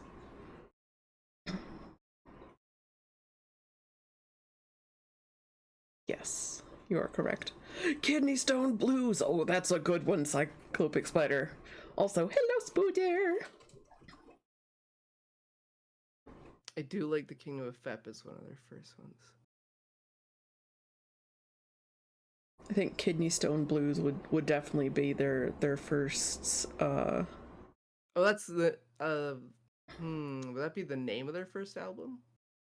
I think it would be one of the songs on their first album. And the first album would be like Kingdom of Fep. Yeah, Kingdom of Fep, Kidney Stone Blues would be like the first song. You got Squish Pop.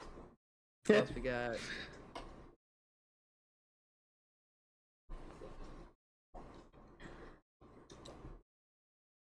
Definitely an angle at least. Yeah. A single at least. Yeah. I like that. Kidney Stone Blues, a saxophone song from The Simpsons. Oh, I mean, it wouldn't surprise me. Yeah. I want it to be. Right, and we should be back from the ad break. Yay. Alright, so from I presume that you can see I have bedhead. Yes. I presume that you can see I have bedhead, and no one here can interpret it, but I have heard it said about you that when you study a bedhead, you can interpret it. Klee then answered the Emperor, saying, It is not in me. Interpretations of bedhead belong to Quater. And the Emperor said to Klee, Behold, study my bedhead. Oh, you just had to test a nasty case of them so they're on your mind? That makes sense. Poor Spooter. Oof, oof. Right. Now Klee said to the Emperor, a terrible drought is coming. Hide your kids, hide your wife. Oh no. It is going to cause skyrocketing inflation and a shortage of foie gherkins and fep gherkins. Throw the land into a panic, raise prices, and drop interest rates, but not before there is a huge surplus of fep gherkins. Now let the emperor look for a man discerning and wise, and set him over the land of Fep.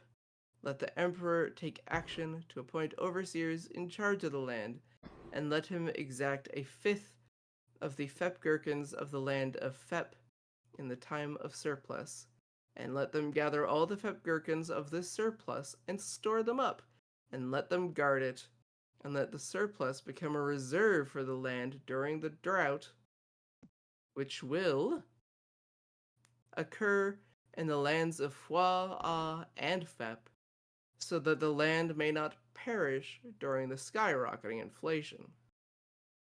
The emperor said, wow, all that was in my bed? Then he said to his servants, can you believe a man like this guy, Klee? So the emperor said to Klee, since you've got all the answers, you shall be over my house. And according to your command, all my people shall do homage. Only in the throne I will be greater than you. See, I have set you over all the land of Fep. Then the emperor took off his shorts. As emperors do, apparently. Yep, they're like, all right, made him a proclamation, time to pants himself. Oh, good. He had undershorts on underneath. For crying out loud. So he took off his shorts. For emperors wore undershorts. Or there were undershorts underneath, for crying out loud, and put them on Klee. And he had him ride on his second vehicle, and the servants proclaimed before him, bow the knee. And he set him over all the land of Fep. How do you make a knee bow? Oh, they mean bend the knee. They did. Spooter says they busted it up and it must have been huge. Got a cup of what looked like small gravel. Oh god. Oh. So Spooter works at a lab that does testing. So like when stuff gets sent to a lab, it's sometimes the lab that she works at. I was wondering, I'm like, tested a nasty case. I'm like, how do you test your own? Okay, makes sense now. Yeah. Oh, that poor bastard. I do not envy whose ever kidney stone you checked out today. That sounds like they had a bad time. It sounds like it must have been something that had to be surgically removed, because, honey, you ain't peeing that out. No. Alright, moreover, the emperor said to Klee, though I am the emperor, yet without your permission, no one shall raise his hand, or foot, or left eyebrow in all the land of Fep. The right eyebrow is fair game, though. Yeah, you can raise your right eyebrow, no problem. And he gave him Gale, the daughter of a guy he beat in a game of wagon hurling the previous day. Thus, Klee became prime minister of the neighboring kingdom of Fep. Ovarian says I've had gallstones and it was very much not fun. Yeah, oof. After the period of surplus in Fep, Fez lands dried up, and the foie herds wandered away, and a shortage of foie gherkins threw the land of foie into a panic, raising prices and dropping interest rates.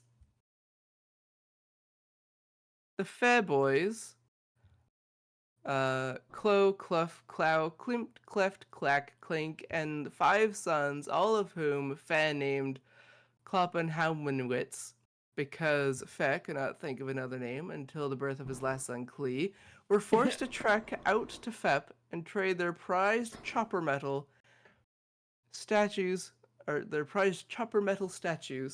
for Fep gherkins, dreading the odious Fep aftertaste. Good. Oh, I've heard of them. Stones don't belong in human organs. Yeah, they do not. The Fwa hate Fep gherkins. To them, they are dirty. The Fwa are so conditioned to despise Fep gherkins that just thinking of the Fep aftertaste causes a physical reaction. It's called nausea. Yeah. Simply seeing a Fep gherkin has been known to cause a Fwa to go pale and become woozy. The odor of Fep gherkins sets off the gag reflex. It is common to hear a Fwa gentleman say, "I'd rather eat the refuse of my worst enemy than eat Fep gherkins." To which another might respond, "Ah, yeah?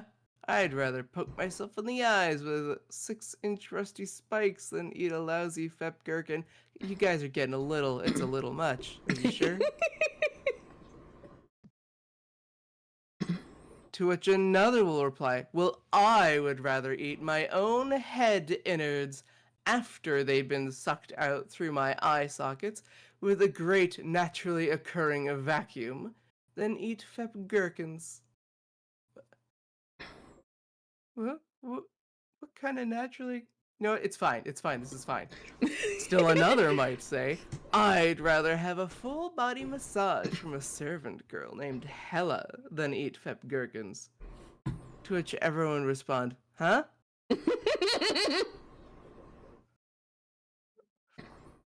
If a Fwa wants to insult another Fwa, a popular saying is, "Your mother eats Fep gherkins." Oh It is no. considered very naughty behavior for Fwa youngsters to even talk about Fep gherkins. Right, hella sounds nice. Full body massages? I'm here for it. Hella sounds hella nice. The Yeah. controversial Fwa comedian Ludi Kincaid once performed an entire live routine of nothing but Fep gherkin jokes. Of course, it was an adults only performance and was banned in most towns. All the people of Fwa, including Fe and his sons, realized they would have to choke down the Fep gherkins and most likely vomit a few times after eating the first 3 or 4, or face certain starvation. Now Klee was the ruler over the land, and he was the one who sold to all the people of the land, and Klee's brothers came and bowed down to him with their faces to the ground. When Klee saw his brothers, he recognized them, but he disguised himself to them and spoke to them with cotton in his cheeks. His brothers ordered 12.5 cases of Fep gherkins, and Klee gave orders to fill all the cases with shorts of great value, and thus it was done for them.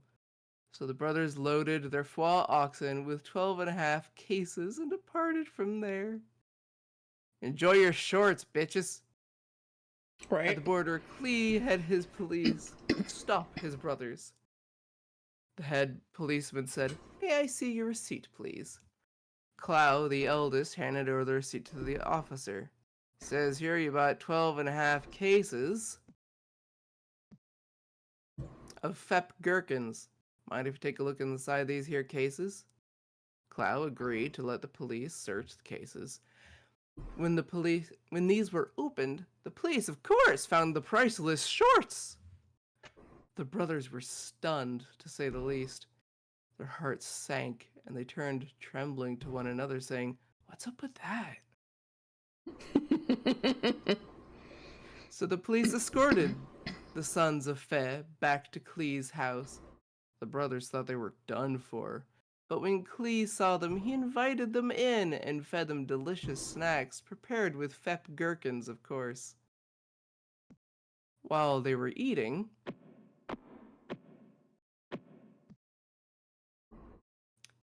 after having thrown up at least twice each, Klee had their cases of Fep gherkins filled with the finest Fep shoelaces such as only the Emperor's family should wear. After dinner, Klee released his brothers, who still did not recognize them, to go on their way home. At the border, Klee had his police stop his brothers. The head policeman said, "May I see your receipt, please?" Clow, the eldest, handed over the receipt to the officer. "Says here you bought 12.5 cases of Fep gherkins. Mind if we take a look inside these here cases?" Clow agreed to let the police search these cases. When these were opened up, the police, of course, found the precious shoelaces. The brothers were stunned, to say the least. Their hearts sank, and they turned to one another, saying, "What is up with that?" So the police escorted the sons of Feb back to Klee's house. The brothers thought they were done for, but when Klee saw them, he invited them in and had them join him in the pool.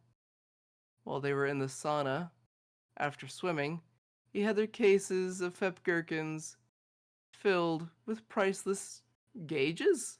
Mm. After they had all dried off, Klee released his brothers, who still did not recognize him, to go on their way home. At the border, Klee had his police stop his brothers, and the head policeman said, "May I see your receipt, please?"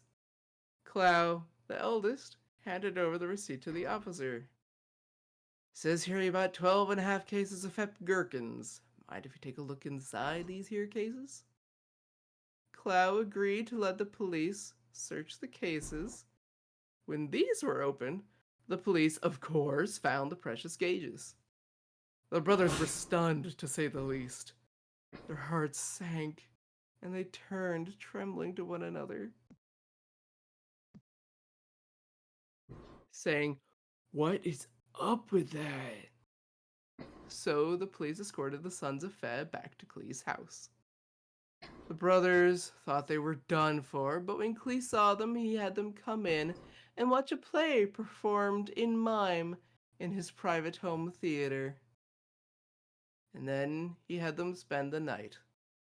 While they were sleeping, he had their cases of Fep gherkins filled with, excuse you,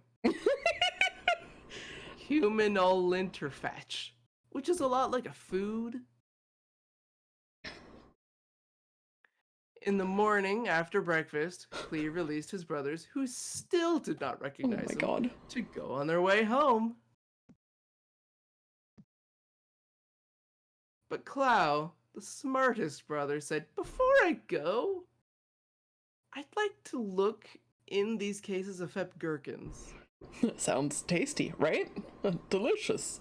Lore wall And when indeed. he It opened is. one up, of course he found all the human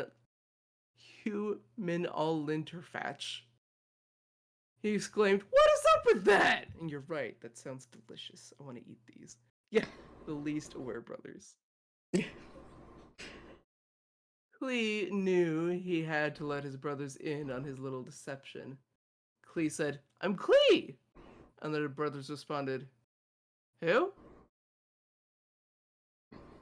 Then Klee took the cotton balls out of his cheeks and told them the whole story.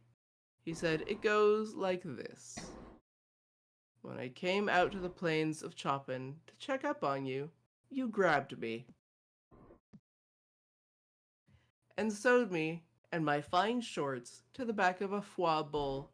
Then you traded me and the foie bowl to some Chopin pops for some stewed pods."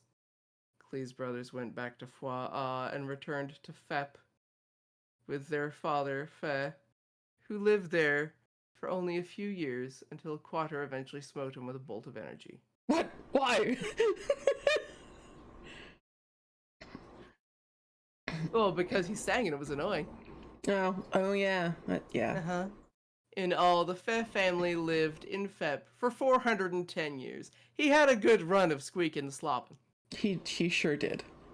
By which I mean, for anyone who's new, he was singing through the 5 flaps on his back That's true. That's true. that he expelled air through For musical Sing purposes. lovingly to his... Sorry, what? For musical purposes. Yes, to sing lovingly to his sons. Uh-huh. Klee, having become ruler of all the land of Fep, was compelled by his people to change his name to Fei Ni, which means most of which still do not agree. Fei Ni begat Fei Ni, Oh boy. who begat Wa Ni, who begat Acker, who looked nothing like his father Wa Ni, but nonetheless managed to create Ep. Oh god. Like, Keep reading. like many generations before him, Acker sang to Ep every night over his crib using the flaps in his back, in the tradition of Fe. Acker showed all of the love a good parent should show his offspring. He often stared into Ep's face for hours until his eyes grew dry and tired. Ep was full of kindness and generosity, taught by Acker and likely nurtured by his grandfather Wani. One day, while Ep and his grandfather were on a long trip to the boneyard, Wani grew ill. Why a boneyard? You know, we're just visiting the boneyard. Just your local neighborhood boneyard, as you do. As one does. Wani asked Ep to stay with him until he returned home to father, for he was afraid. Ep daubed Wani's brow with a cool cloth given to him by Acker. Quater opened the sky and let Wani enter. This was the first time Ep had seen Quater, who is far more marvelous than the legends told. Ep grew... Quater made this wall. I'm kind of like, is he? Anyway, Ep grew to be a strong and handsome being, much closer in the likeness to Bert than any generation before him. Yay! Ep became a mighty leader of other beings who saw that he was in favor with Quater.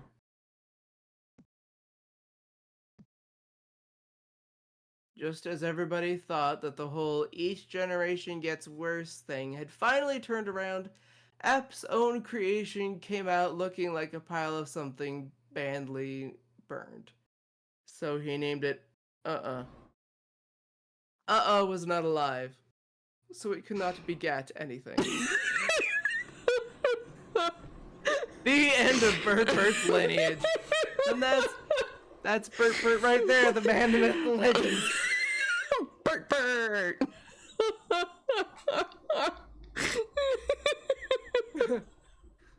What'd you make there, buddy?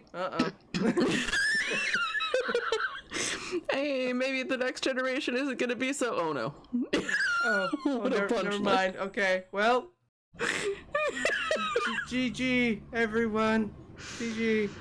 Oh, it's so good. Numeron. Quater decided to make a being of greater substance than any of his previous creations. Good call. Numeron looked like a pile of cubes. He was obsessed with being sensible and correct in everything, following the rules to the letter. Oh, so he was insufferable. Got it. Yeah. Numeron rarely did anything on his own without asking Quater for his explicit directions. Numeron loved his crown and wore it with much pride. Perhaps a little too much pride. He made 300 duplicates of himself whom he would boss around all day, every day. It keeps going. It does! We have now moved on to the Book of Numeron. There's a reason this entire stream, like, we blocked out 4 hours for reading this. Hopefully we finish it. There's 7 sons, by the way. There are 7 sons. This is the 3rd. So yeah, we're reading about the 3rd of 7 sons. Yeah.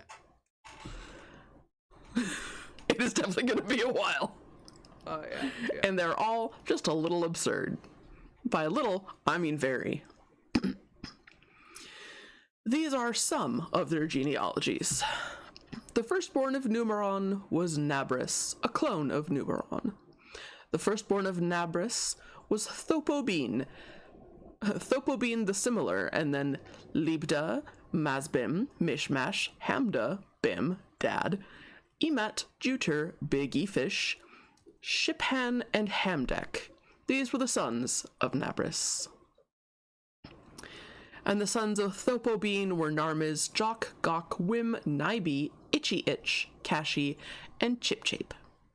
The sons of Nibe were Abesh and Nadid. The sons of Itchy Itch were Haith, Refi,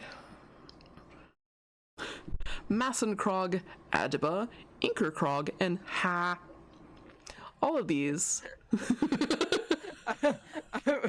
What did my kid? Ha. Is this? If this were a modern game, you would get an achievement for reading it all. It's true. You absolutely would. All of these were the sons of Thopobene the Similar, and Numeron was the father of Numeron Jr. Be a bitch if there's a quiz at the end, right? Look, some of these names.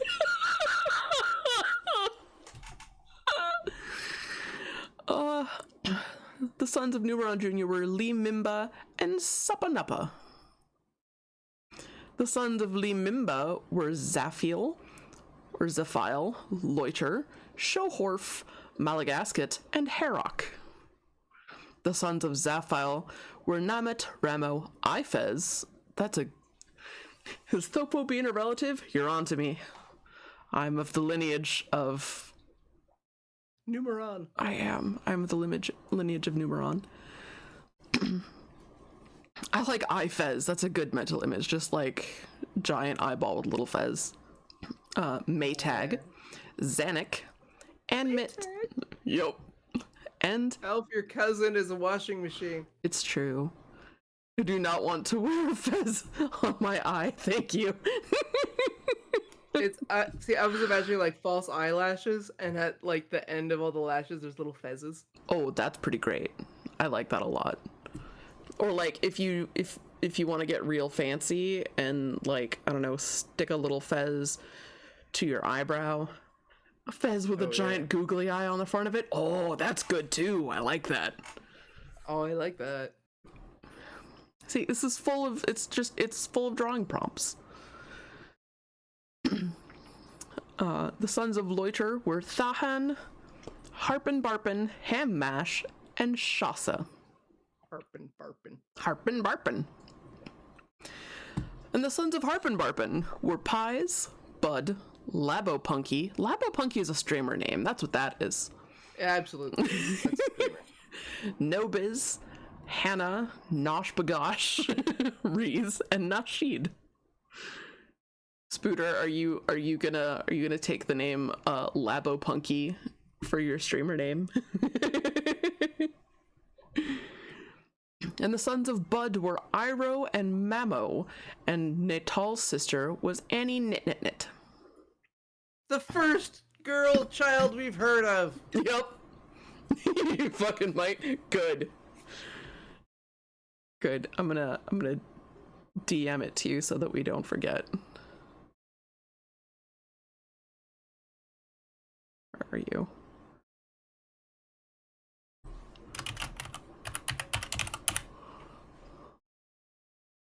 There it is. Excellent. Labo Punky. That's why you just typed it. Good.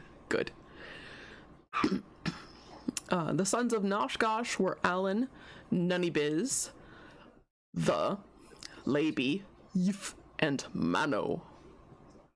And his Hands of Fate. Yes.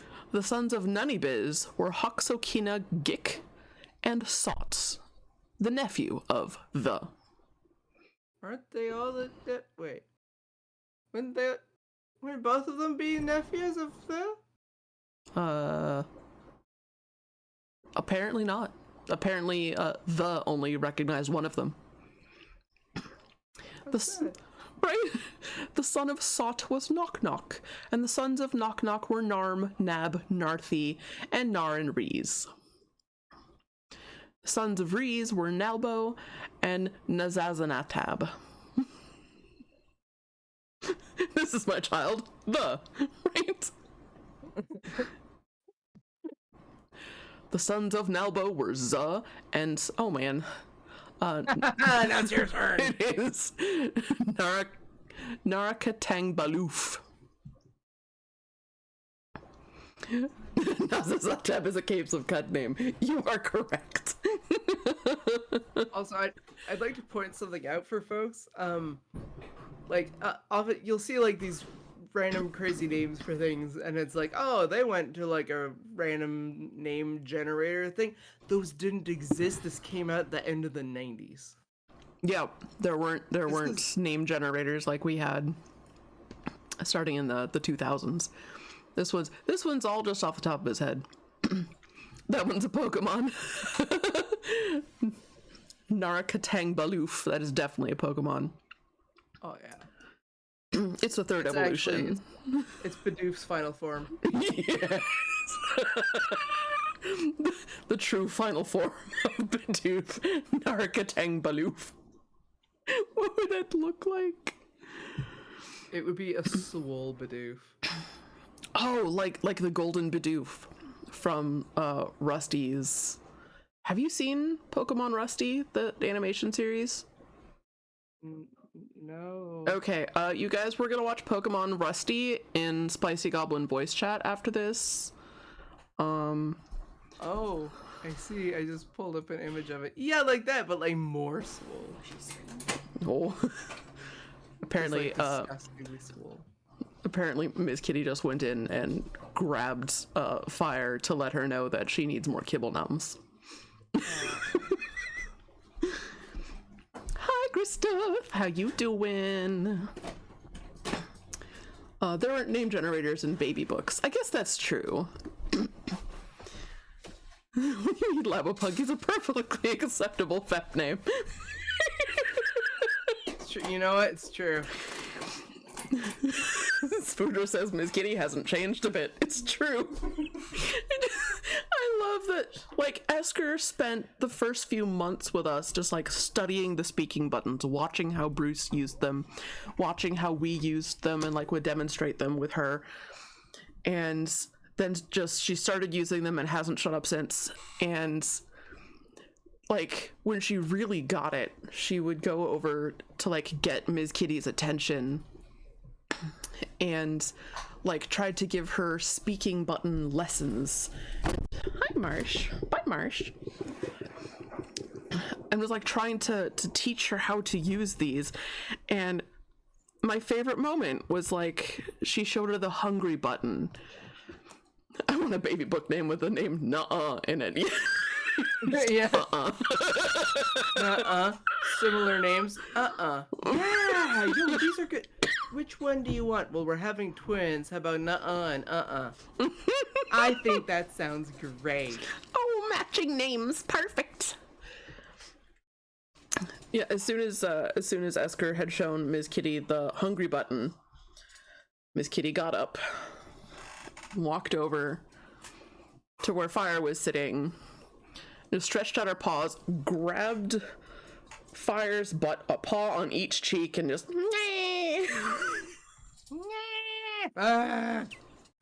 Denise and the nephew. Yeah. Yes. Yeah, it was like Miss Kitty went, I see your system.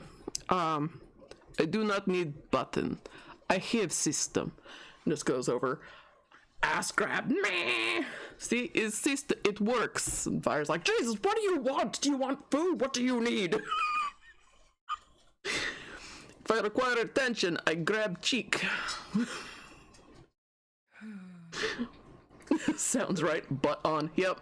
Miss Kitty has pantsed me in the kitchen more than once. Oh no. Yeah, just like getting their wet food ready for their breakfast, and she's like, "Fuck yeah, dinner time!" She's like, "Booty grab," and like just takes the pants with her, and I'm like, "Why?" This has been my year. 2024 is the year of Elfie getting pantsed, apparently. It was, yeah. We'll see what 2025 has in store, but 2024 involved a lot of pantsing. What? Oh yeah, oh yeah. Yep. No, and absolutely not. That's perfect. Perfection. Does Ms. Kitty dominate all other animals in the household?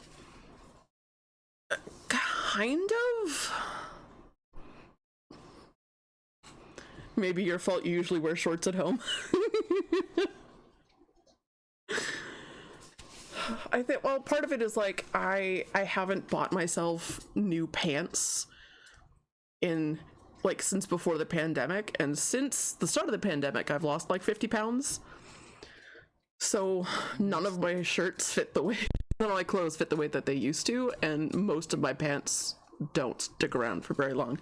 Pajama pants included. I'm like, they have elastic. It's fine. It's not fine. Not enough elastic. Not enough elastic. I walk out of my pants sometimes. Yeah. Girl, hit up like thrift shops. There's a lot of good clothes there because it's clothes that people wore. It's true. Nice grats or concern. It can be congrats. It's been a gradual process, about like coming down about 10 pounds a year. So that's good. It's a reasonable rate. Reasonable rate. And I lost like 20 pounds in a month. Don't do that. Yeah, no, don't do that. It's not. It was planned. It was a side effect of just controlling my blood sugar better. Yeah. And just like not throwing not throwing nitrous into the mix constantly. So I'm not going turbo. Did 110 in a year and it was too much. Yeah, that's way too much. Did you also have pancreatitis? Yeah, Priam had pancreatitis. That's how they lost 20 pounds in a month. 0 out of 10. Yeah. Do not recommend. I mostly just significantly increased my vegetable intake, and that's the primary change. That and just like keeping an eye on my blood sugar levels. And if you like double or triple, depending on what your current vegetable intake is, it makes a big difference. I started doing it healthy and then developed fibromyalgia and an eating disorder. Yay! Oof. Oof. Yeah, holy fuck, 110. Yeah. I got weirded out by my own wrists because I have wrists now. I haven't had wrists for most of my life. Right. That was yeah, when I was also like severely dehydrated, so I was like extra bag of skin.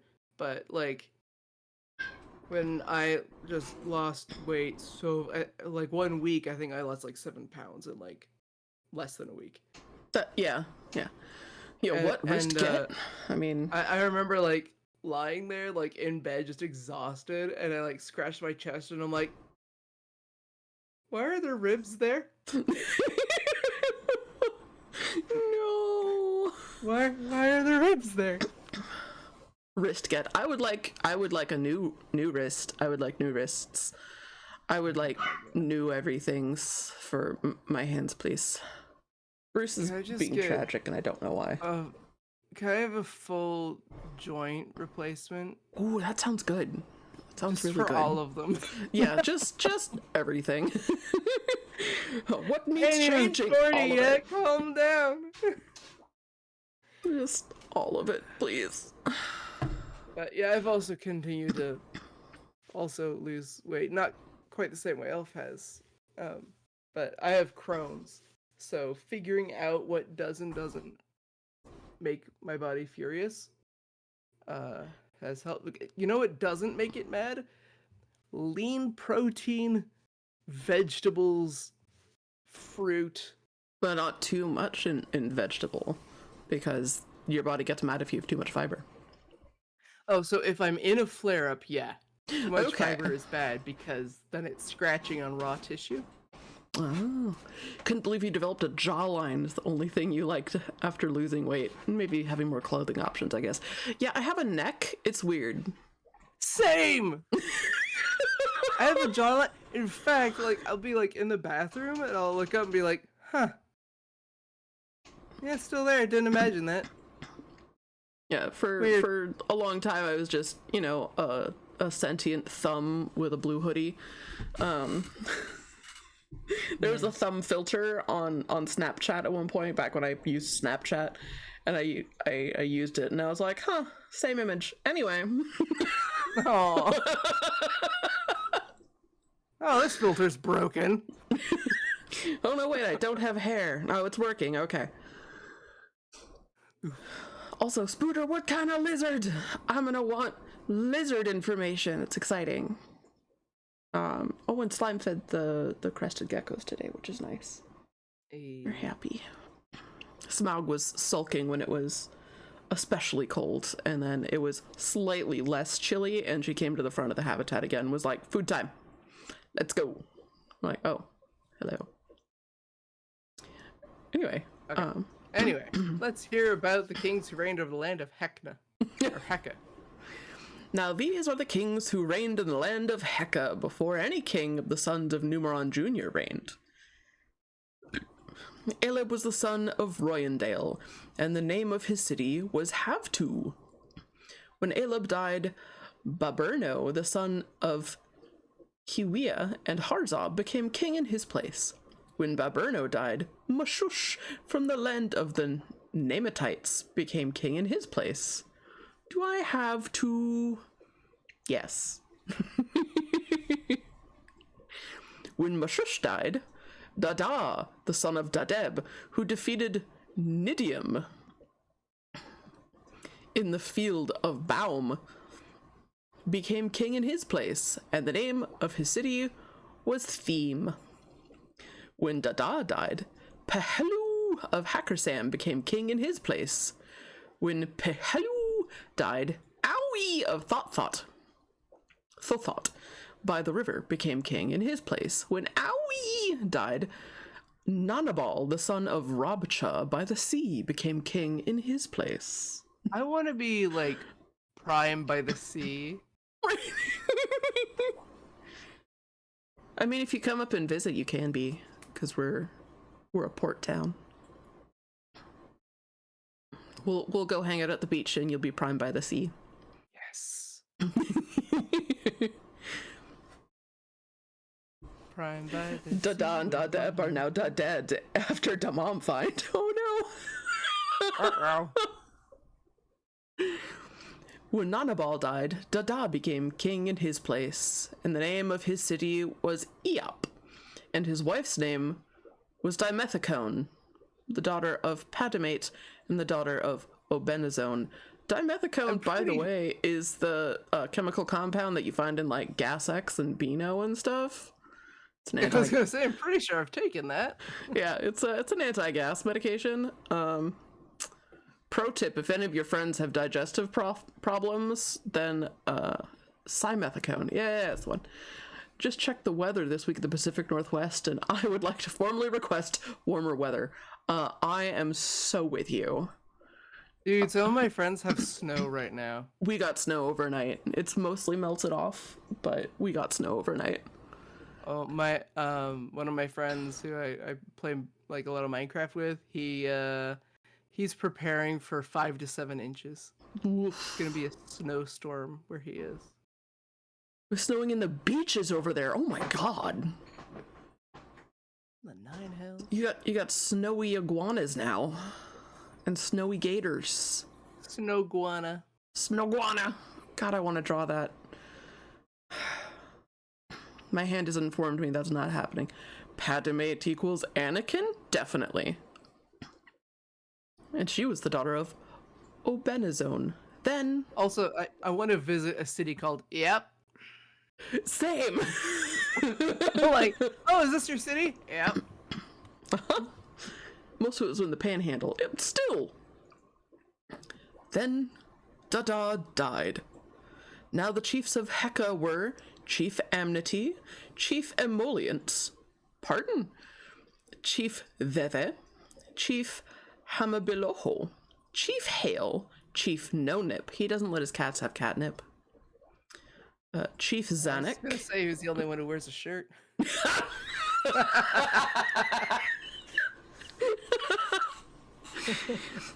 Chief Razama, Chief Linez, and Chief Mari.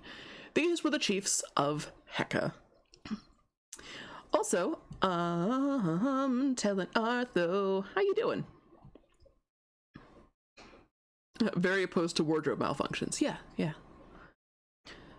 Now, Numeron paid little attention to the beings he had already made. Rather, he focused intently on the new beings to create and neglect. Ooh, Yours. That makes me think of two relatives. One is still alive.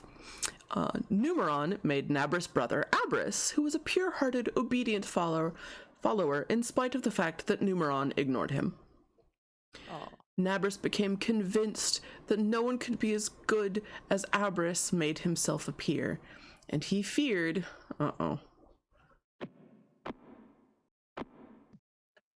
Abris would eventually displease Quater, so Nabris, believing that Numeron was paying no attention, destroyed Abris by breaking off all the many antlers that covered Abris's back and neck.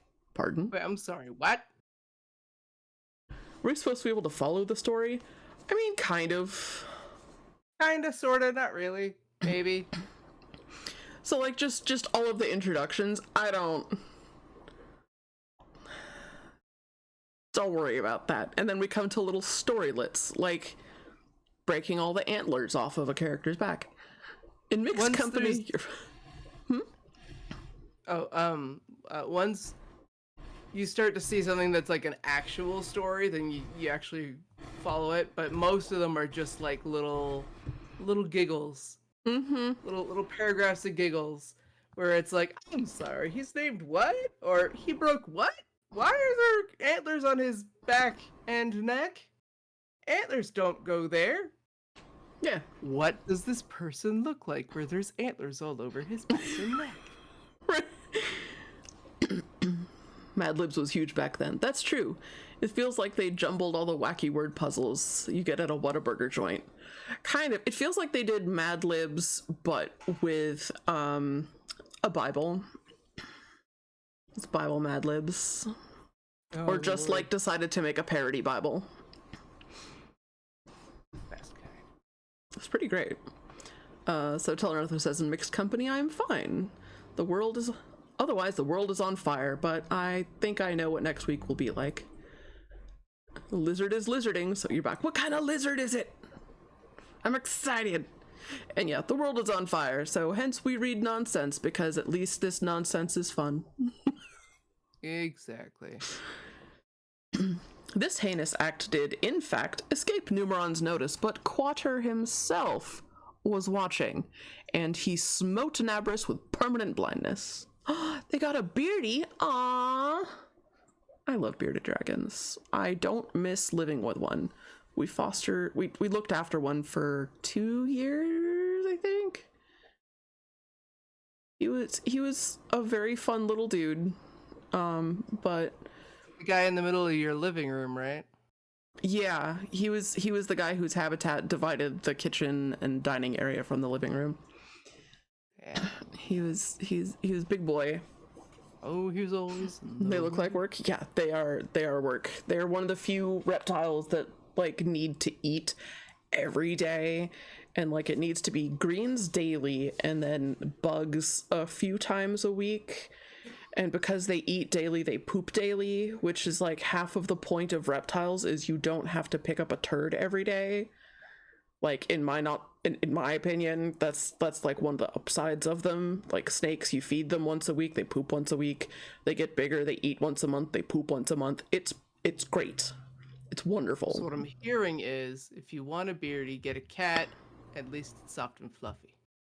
Kind of. I mean, beardies have a lot of personality. If you want something truly sassy, bearded dragons are great for that. They are dramatic, and they can be intelligent, but they're also absolute idiots, and they're a lot of fun because of that. Because like they see a snack and it's like they forget the environment around them. But described as scaly dogs. Yeah, they're a lot like scaly dogs. They'll follow you around if they have the ability to do so. If you let them free roam for a bit, they'll follow you from room to room. if they think you have food, they will just move in a straight line to the food. It doesn't matter whether or not there is actually ground for them to run on between you and the food. They just kind of go for it and then fall off tables and chairs and couches and beds downstairs. Oh boy, oh no. Oh no. Oh no. I can. Their enthusiasm is unmatched. Their intelligence, easily so. Bested even. Frequently. They also have the weirdest poses. I have some drawing somewhere of a bearded dragon like up against a dancer's pole, and like he had his chest, like chest and armpits and arms and head flat on the ground, and the rest of him was just up against the side of the glass with his legs splayed out and his tail up. And he was just presenting to the room, and I was like, thanks, that's great. I'm gonna draw you now and immortalize this moment to remind myself why I don't need a bearded dragon in my life. Wow, okay. Yep, he was just like, what's up, Glowaker? Like, yes, you've definitely seen that picture. I'm like, oh god, yep. Don't the males also get like acne on their thighs? They can, yeah, they have their femoral pores on their thighs, and so do leopard geckos, and those can get clogged up. So you have to make sure that you're keeping an eye on that, because like in their natural habitat, they have a lot of like leaf litter and tree bark and rocks that they can rub against. So even though they're like going through dirt and sand and grit and whatever, there are ways to rub the dirt and sand and grit off of them. And they have like humid dirt that they can go dig down into their burrows and shit. So like they have the opportunity to get the sand and stuff off of them. But if they're in captivity, they don't always have that. And they'll be like, well, I'm replicating the substrate of their environment. It's like, okay, you're replicating the substrate of the environment, but you're not replicating the rest of the environment, so they can like get shit off of their legs. It's a party. Yeah. I also don't miss people constantly trying to cohabitate their beardies. Oh no. Only experience you had with a leopard gecko was your friends, and that thing was constantly stoned because they were stoned. I mean, they're also just kind of like that sometimes. Yeah.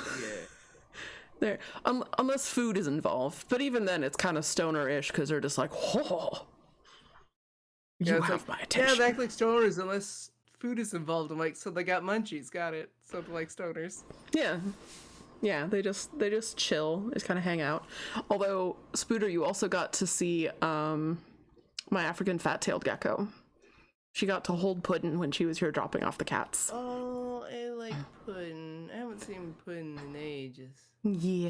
They'd hotbox with the lizard? No, Don't do that. they need to be able to choose whether or not they're gonna get stoned. That's why we leave the bathroom door cracked open. If a critter wants to come in and go sit Endure in the a funk. And endure the funk. I mean, in the case of Boots, he would go and sit, he would try to get directly in front of you, so you would have to blow smoke at him. A weird cat. He was our stoner cat. He was. He yoved that beep beep yeef. Yo ho ho. Let's get to see. I do remember that. He ate like a half ounce of ground flour that had already been. Oh yeah, what's it, the Keith or something? No, it was just straight up flour. We'd used it in a vaporizer, so it was activated, and he ate it. Oh. Yeah, we didn't think he would be interested, so we didn't worry about securing it very well, and we got home and he wasn't able to stand, and we were like, oh god, and like, When you're so high you can't walk. yep, Okay. he couldn't. And I was like, oh god, no, Boots, what did you eat? What did you get into? He's acting drunk. And then I was like, wait a minute. And I grab a string and pull it around, and he yo and like starts batting at it and trying to play with it, but he's just floppy. He ate marijuana. He ate marijuana. He ate a lot of marijuana. And so cats process THC and CBD. It's the same chemical process. They metabolize it the same way as humans. They just have twice the sensitivity to THC. So he drank all the water in the house. And then like we figured out what happened, and we're like, okay, he just ate a lot of weed. Like it was when we'd first got Bruce and we still had Ivan, the foster dog. Weed? Who has weed in the house? Me.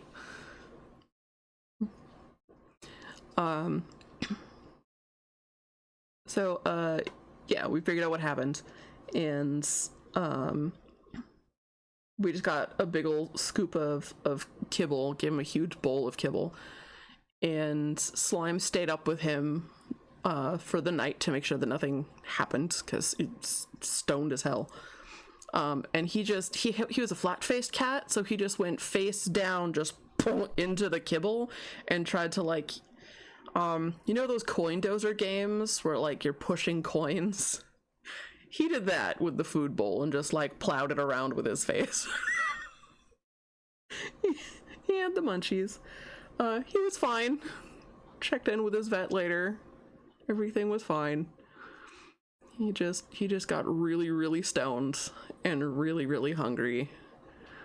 Yeah, he tried rubbing up against the foster dog, Ivan.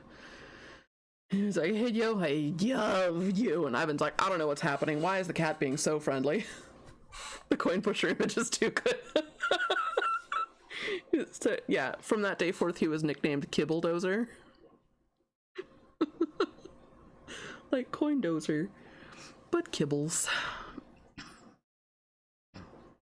Yeah, that was our schmooples.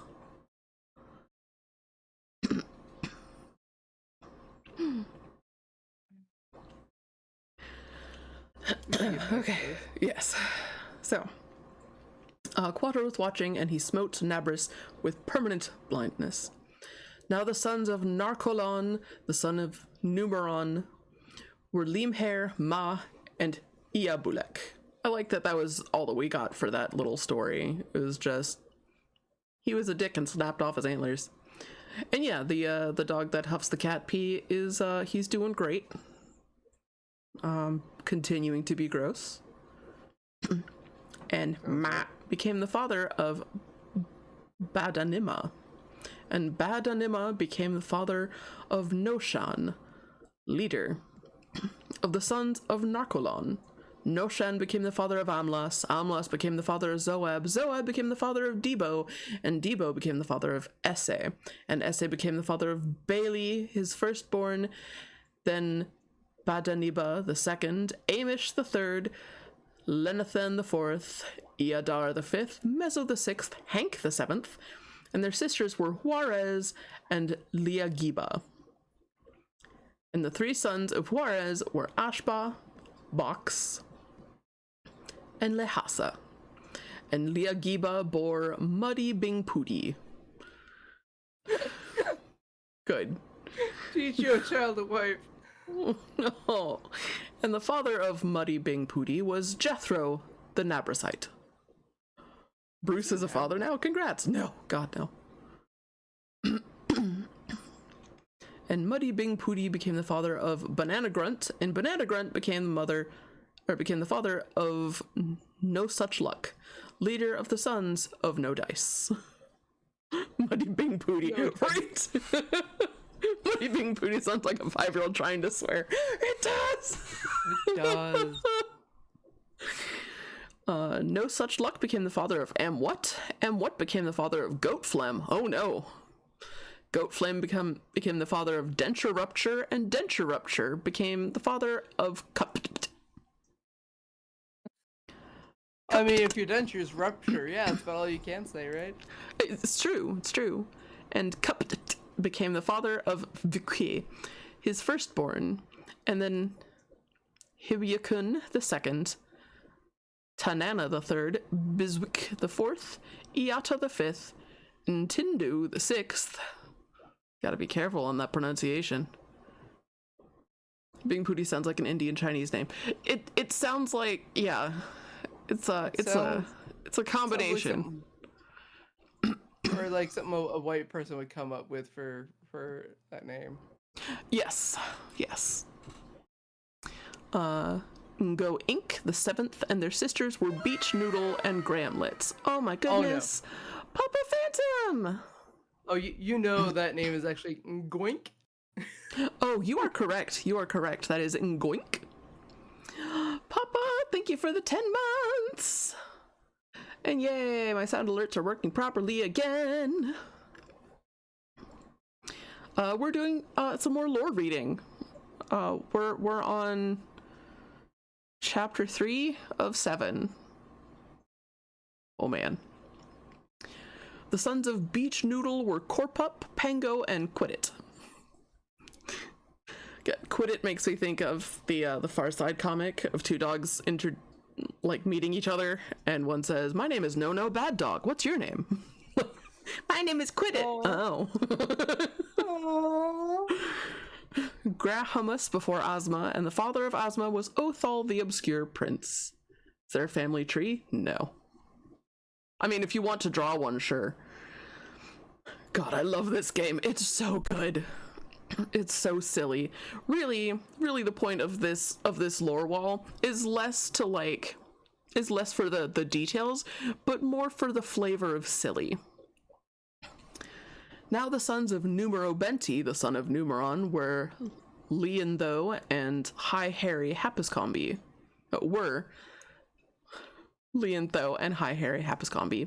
And the son of Leontho was That, and the son of That was Ath. And Ath became the father of Oprah, and Harry became the father of Mishkapish, for they were craftsmen. And Mishkapish became the father of Nadaruzabin. Oh, we got an ad. I think I've literally seen a snapshot named Grahamus in Caves of Cud. Is the family tree a circle? Possibly. I've never seen it come back around. It just keeps on going and going. I cannot with this game. I cannot. It's true. The father of Mishkapish, because they were craftsmen. So obviously it's a craftsman's name. Right, like what makes it a craftsman's name? More of a how? Is Capiche? Is that like a craftsman thing? It is now. More vine than a circle. Yeah. It's a winding, twisting, branching vine that is slowly growing over your brain and will smother it. So, enjoy. Hey, Papa. We love Papa Phantom. He's the chillest ghost. Which reminds me, I need to make the command. Where's the mother? Did all the fathers make sweet love to the earth because they're clay people? I mean, basically, that like they're all trying to sculpt and build. They're trying to do what Quater did and make progeny out of clay, and some of them are really bad sculptors, and then some of them that do actually get married and have kids, it'll specifically say like they got married and had kids. What I want to know is what happened to everyone else's kids. Like, here's these 5 children they had, and then this first child, here's their kids. What about the other ones? Maybe they just didn't have any kids. I imagine not all of them had families. I guess, but that one guy had like, what, 13 sons? Well, yeah, he had 13. The rest of them went, no, he's got it covered.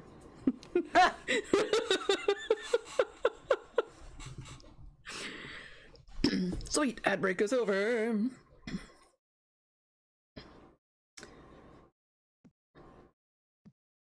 There, Numeron was the father of Neron. We're just picking up a next one, apparently. No more about Niche Capiche. Neron became the father of those who dwell in 8x14 thatched huts and use pygmy shrimp swabs. And his brother's name was Enron, whose food had to be pre-chewed by Neron.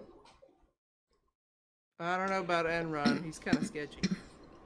They're cannibalizing older family members for the clay. Are we supposed to memorize this? No. I mean, yes, there will be a test at the end. Where we reached the halfway point. Almost. No. Maybe. Maybe. Probably not. Enron became the father of those who celebrated in Numeron's birthday parade, playing the Pinkerkrog and Gotoilabog. No, it's a bong at the end there, man. You're right. How could you miss that? In Toilabong. Good. There will be a 5-page essay at the end. Correct. Numeron became the father of Numbi. Then Numeron became the father of Nessak the Great. That's right. He made multiple Numerons, so this must be each Numeron. And Numeron was the father of Kilfax, who just sat there. You know, it do be like that sometimes. It do. One year, Numeron lost half his beings off a cliff. What? They were on one of their morning marches when the ground fell out from under one of their leaders, and half of the others followed before Numeron noticed their peril and was able to convince the rest to turn back. Though 150 beings marched straight off the cliff, not all of them perished. Many were some of Numeron's hardiest creations. The two that were the strongest and came through the fall most intact were Numbi and Nassak the Great. I guess that's why he's called the Great. Mm-hmm. The fall landed Numeron's beings in the trench of Aramus. You are a moose, and you are a moose, and you are a moose. All the antlers, man, they're all moose. Oh, you're right. There, Numbi and Nassak set up kingdoms, the twin kingdoms of Numbi and Nassak. This did not go unnoticed by Numeron. He saw that as soon as the surviving beings thought they were outside the presence of Numeron, they forgot him and his world. They began their own societies. Numeron observed their wickedness and saw that it was great. Numeron was sorry that he had ever made any beings at all. He said to himself, not only do I have to keep cracking the whip, so to speak, over these beings, night and day, but to top it all off, as soon as I'm out of their sight,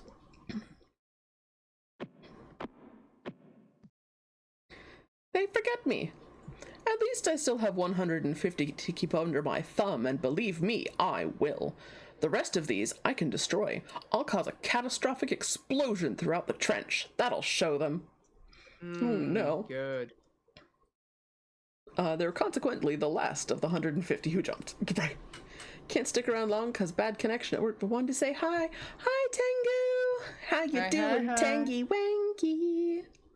Those are cool emotes. What is that? Ooh. That's cute. What up, Tengu? But Numeron saw that Numbi was a blameless creature. Numbi was a righteous king. In fact, he was the only being in the Trench of Aramus that remembered Numeron. They called it the Trench of Aramus because of the swit trees that grow there. The actual name of the trench was the Great Canyon of the Ruins of Desolation number 5. Ooh, that's a good song. Yes. So it's the best song. It's our song. He tried and tried for 12.5 years to remind the subjects of his modest little kingdom about the past, but since Numeron would not take the time to make himself known, they would not remember him. Hi everyone, and also bye! Can't actually connect for stable audio. Oh no! The sequel to Mambo number 5.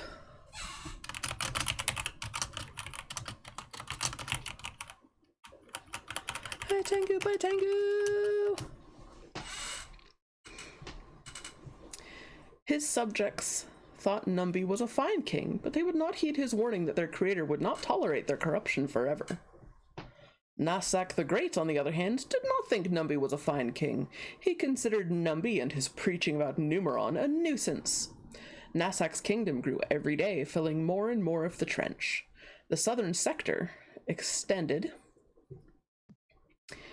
from the wilderness of Xenoplox along the side of the Ebissimperut. You've been on Xenoplox before. Then from the south side was from the edge of the Hapalanche, and the border went westward and went to the fountain of the waters of Neopithum, and the border went down to the edge of the hill, which is in the valley of Bonablink, which is in the valley of Bumjoy. Oh dear. How was it there? That's an adults only town right there. Northward, and it went down to the valley of Daikyunwang. Daikyun! That's great. Wang. I like it. Yeah. To the slope of the Unja Wapung southward, and bent down to Bok. And it I think Wang is like a Dyson sphere of wangs. Yes. Yes, it is. Salty is fun! Hi, Salty! Welcome to the nonsense. We're on book 3 of 7 for this wall. Yes, Oscar. Thank you, Fire, for getting the shouty. Saltiest Bun is back. She has been streaming.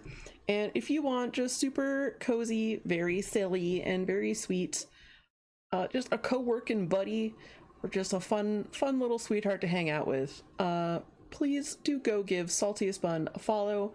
You will love their pixel art and their silly, joyful, wholesome vibes. So during this stream, don't try to understand anything. Correct. It's mostly nonsense. It is mostly nonsense. There are stories in here, and there's some overlap between the chapters, but, like, not a ton. We're in the town of Bumjoy. Just embrace it. Yeah, that. Correct. And extended northward and went to Sabuta, and went to Soisinga, which is the opposite of the ascent of Intanina, and went down to the Stone of Ru and the Son of Lu, and it continued. Oh boy, she has found the cardboard square. It was a box. It's been ripped down so that there's like a little bit of one corner left, and it's just flat now. And she skateboards around on it sometimes when it's party time. And it is party time. Side in front of the left-handed Fletchy northward and went down to the left-handed Fletchy. And the border continued to the side of Hogla Dogla northward, and the border ended at the north bay of the Stinky Sea and the south end of the Heliohogma. Also, I feel like this is very much how... Is that a kitty? Yeah, that's Esker. It's playtime. Is it playtime? Oh my goodness. Well, you've got the world mouse. Yeah. Is it a good world mouse? It's a very good world mouse. She has bapped it over. The Stinky Sea is oddly descriptive of an ocean of nonsense. Or descriptive in an ocean of nonsense. It's true. It also feels like this must be what sermons and Bible readings sound like to small children. Or anyone. It sounds like to me, bro. I mean, yeah. That. Moreover, the Heliohogma was its border on the east side. Esker, what are you doing? And the southern border extended from the end of the Stinky Sea eastward.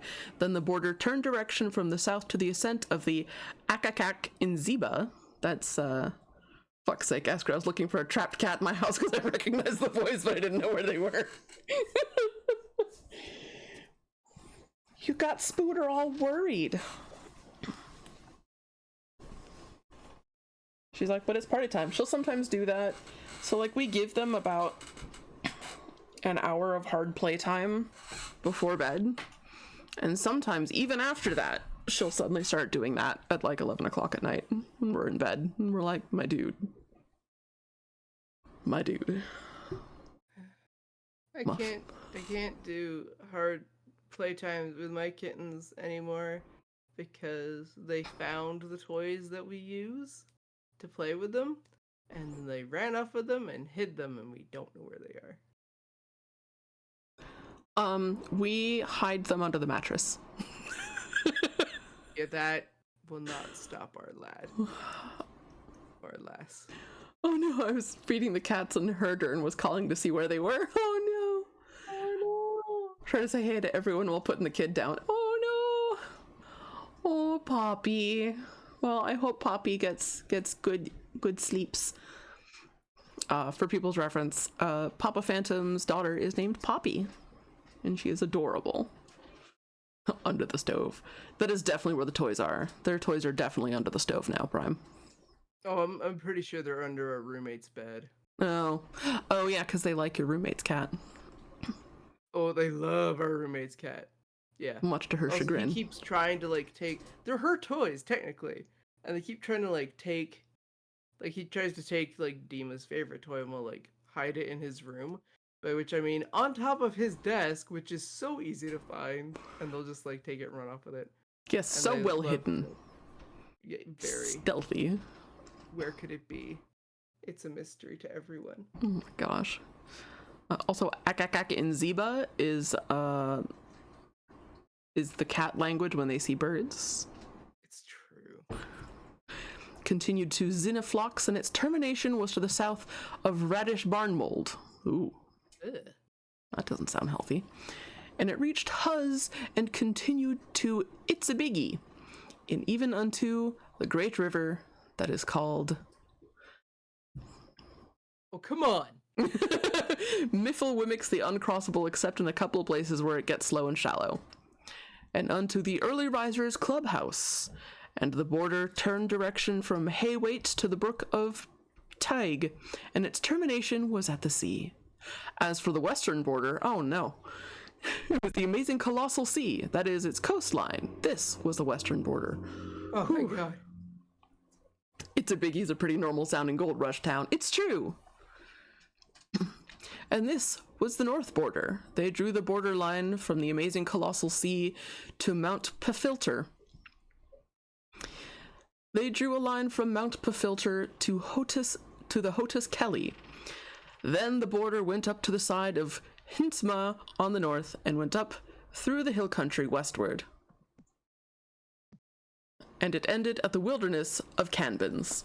And from there the border continued to Quelp, to the side of Quelp, that is Refleclel, southward, and the border went down to Atamantshu, where the hill lies on the south edge of Lower Surgert.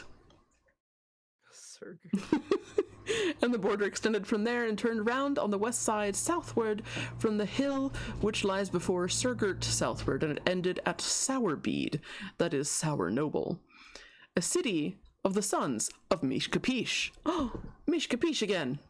And the termination of the border was at Blytonsuch.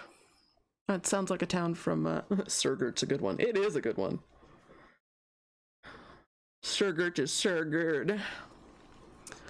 But Blytonsuch, that sounds like, I don't know.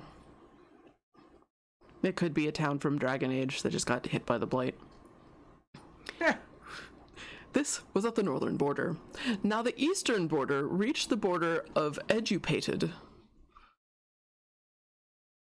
Southward. Oh wait. Southward to the wilderness of Brainworm at the extreme south. Uh-oh, we're getting political. American politics are suddenly involved. Brainworm. Then it proceeded south. Educated brainworms in the south. Educated brainworm. Then it proceeded southward to the ascent of Quell from, and continued to Brainworm. Then went up by the South Radish Barnmold and continued to Larry, and went up to Rebate on Purchase, and turned about to Clark. Purchase. Rebate on Purchase. The wilderness brainworm is where I live. and turned about to Clarksdill as it continued to stew lumps and proceeded to, you don't want lumps in your stew. You should mix it up like a little bit, like if you're doing cornstarch. It's like the meat nuggets. That's stew lumps. Delicious. Yeah, and like the carrots and potatoes and the meats. I'll never look at stew the same way again. Stew lumps. Stew lumps. And proceeded to the Brook of Fothering. Then this border went up to Burn Daggett. And continued on the north of undoubtedly Moister, which is the no.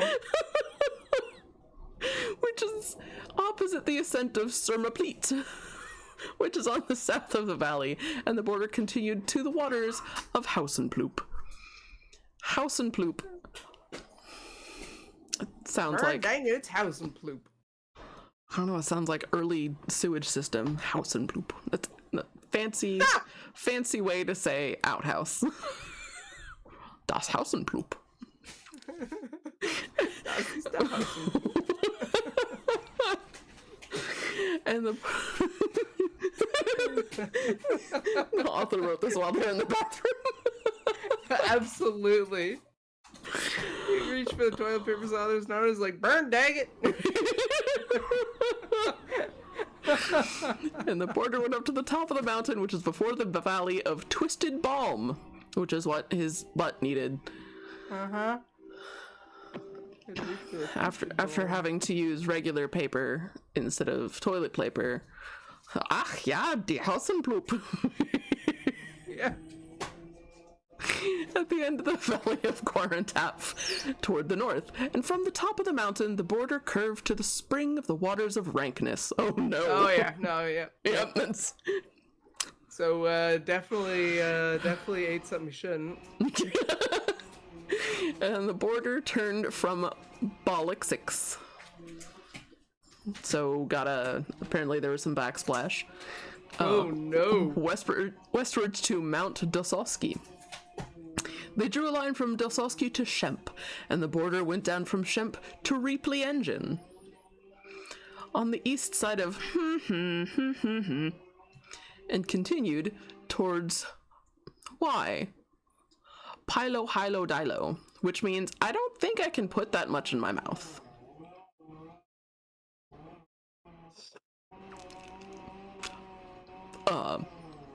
There's a joke in there somewhere. And the border, and the border went down and reached the slope of the east side of the sea of Often Fallen Into.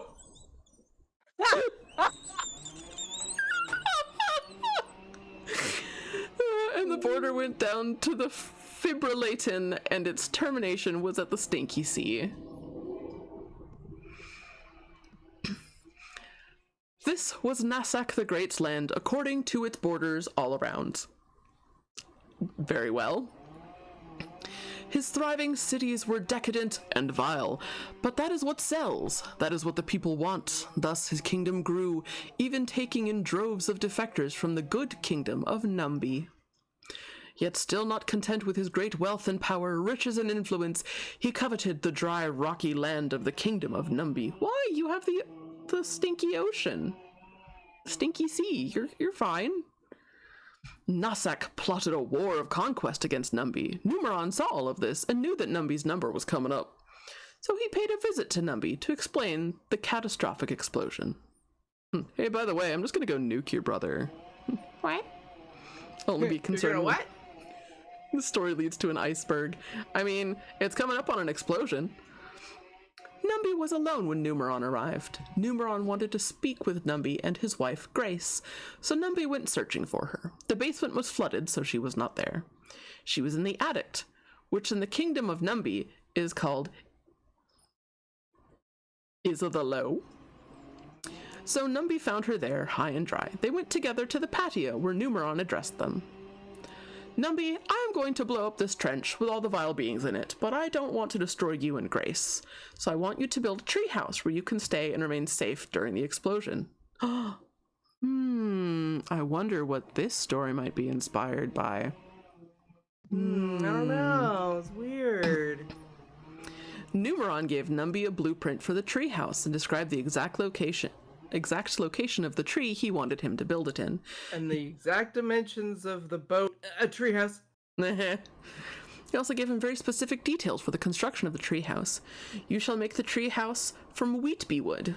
It shall be a split-level treehouse with an enclosed foyer, gabled roof, and rough beam ceiling, bay windows in the living room, and the kitchen over the sink.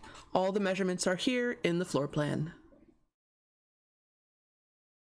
Okay, I've been squirming for an hour. I need to go pee. I'll be right back. Okay. Oh, I should, music thing. Yes. Yeah. Yes. YouTube open faster. There we go. Playlists.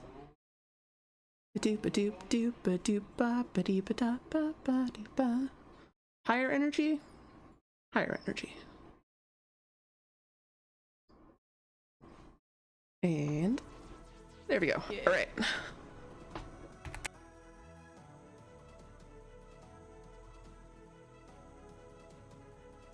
Oh, Colette.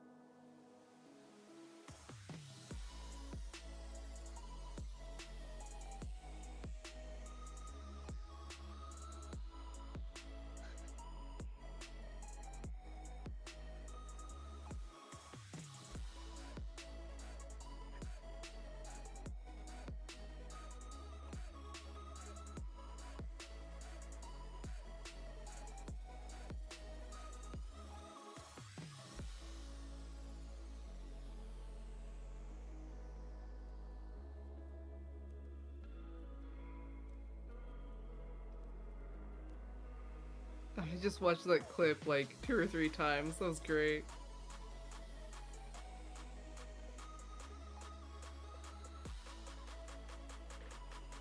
Ten out of 10 clip, Ovarian. 10 out of 10.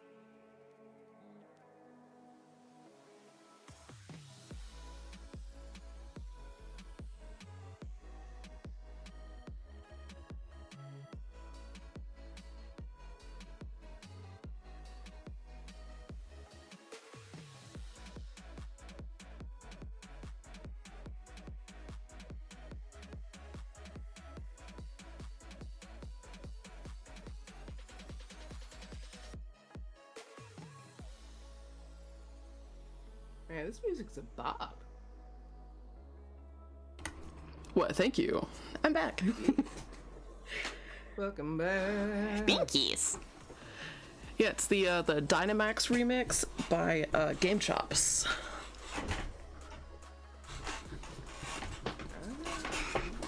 part of my I have a bouncy game chops for stream playlist, and yeah, this is on it. It's also where the some of the Pikachu emotes on the Better TTV came from, because I was listening to this and I was like, I need to animate a dancing Pikachu right now. Sure. Yeah. Oh hey, look at that. We have an ad coming in 1 minute. Neat. Of course. Right. We'll let the song end before I start reading again, because it is real good. This also happens to have here, I'm gonna share that. Y'all can enjoy.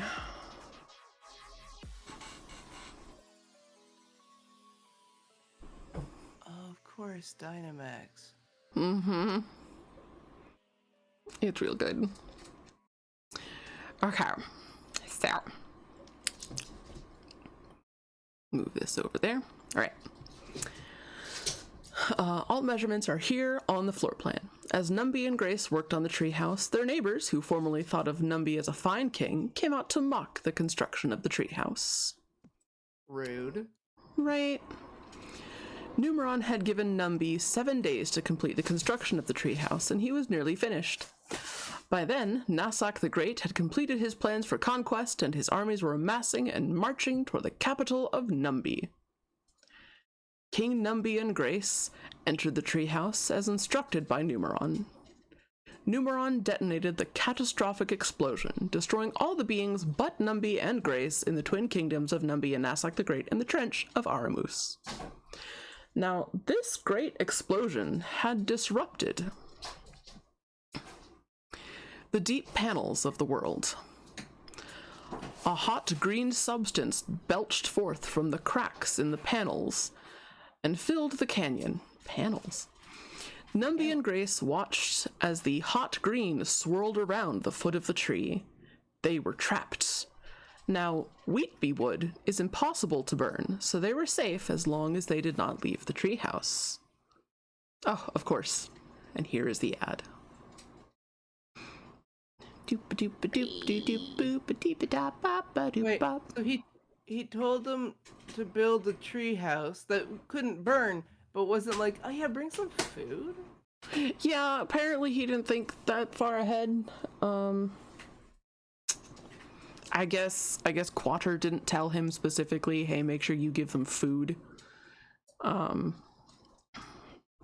BT dubs, your beings will need to eat.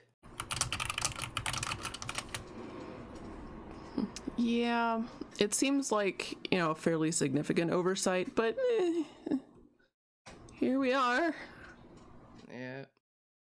Oh.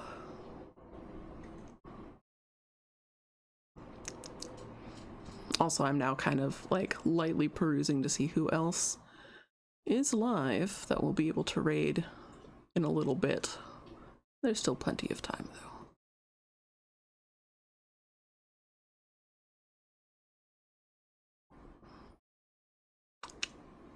And ad break over! Yay!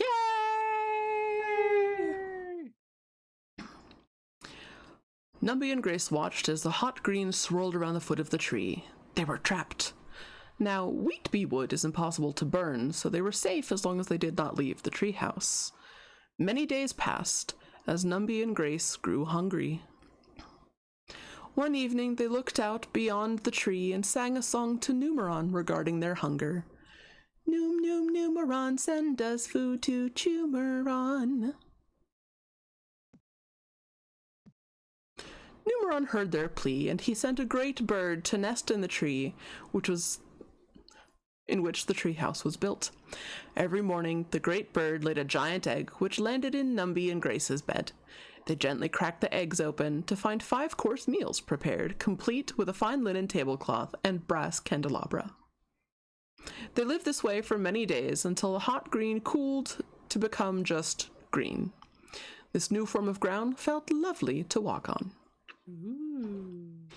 They lived happily for many ages. Grace died one beautiful day, and Numby died 3 days later. Aw. And just like Oh, that, we're on shit. to Autoborg. Ah, shit, boys. Let's go. Autoborg time!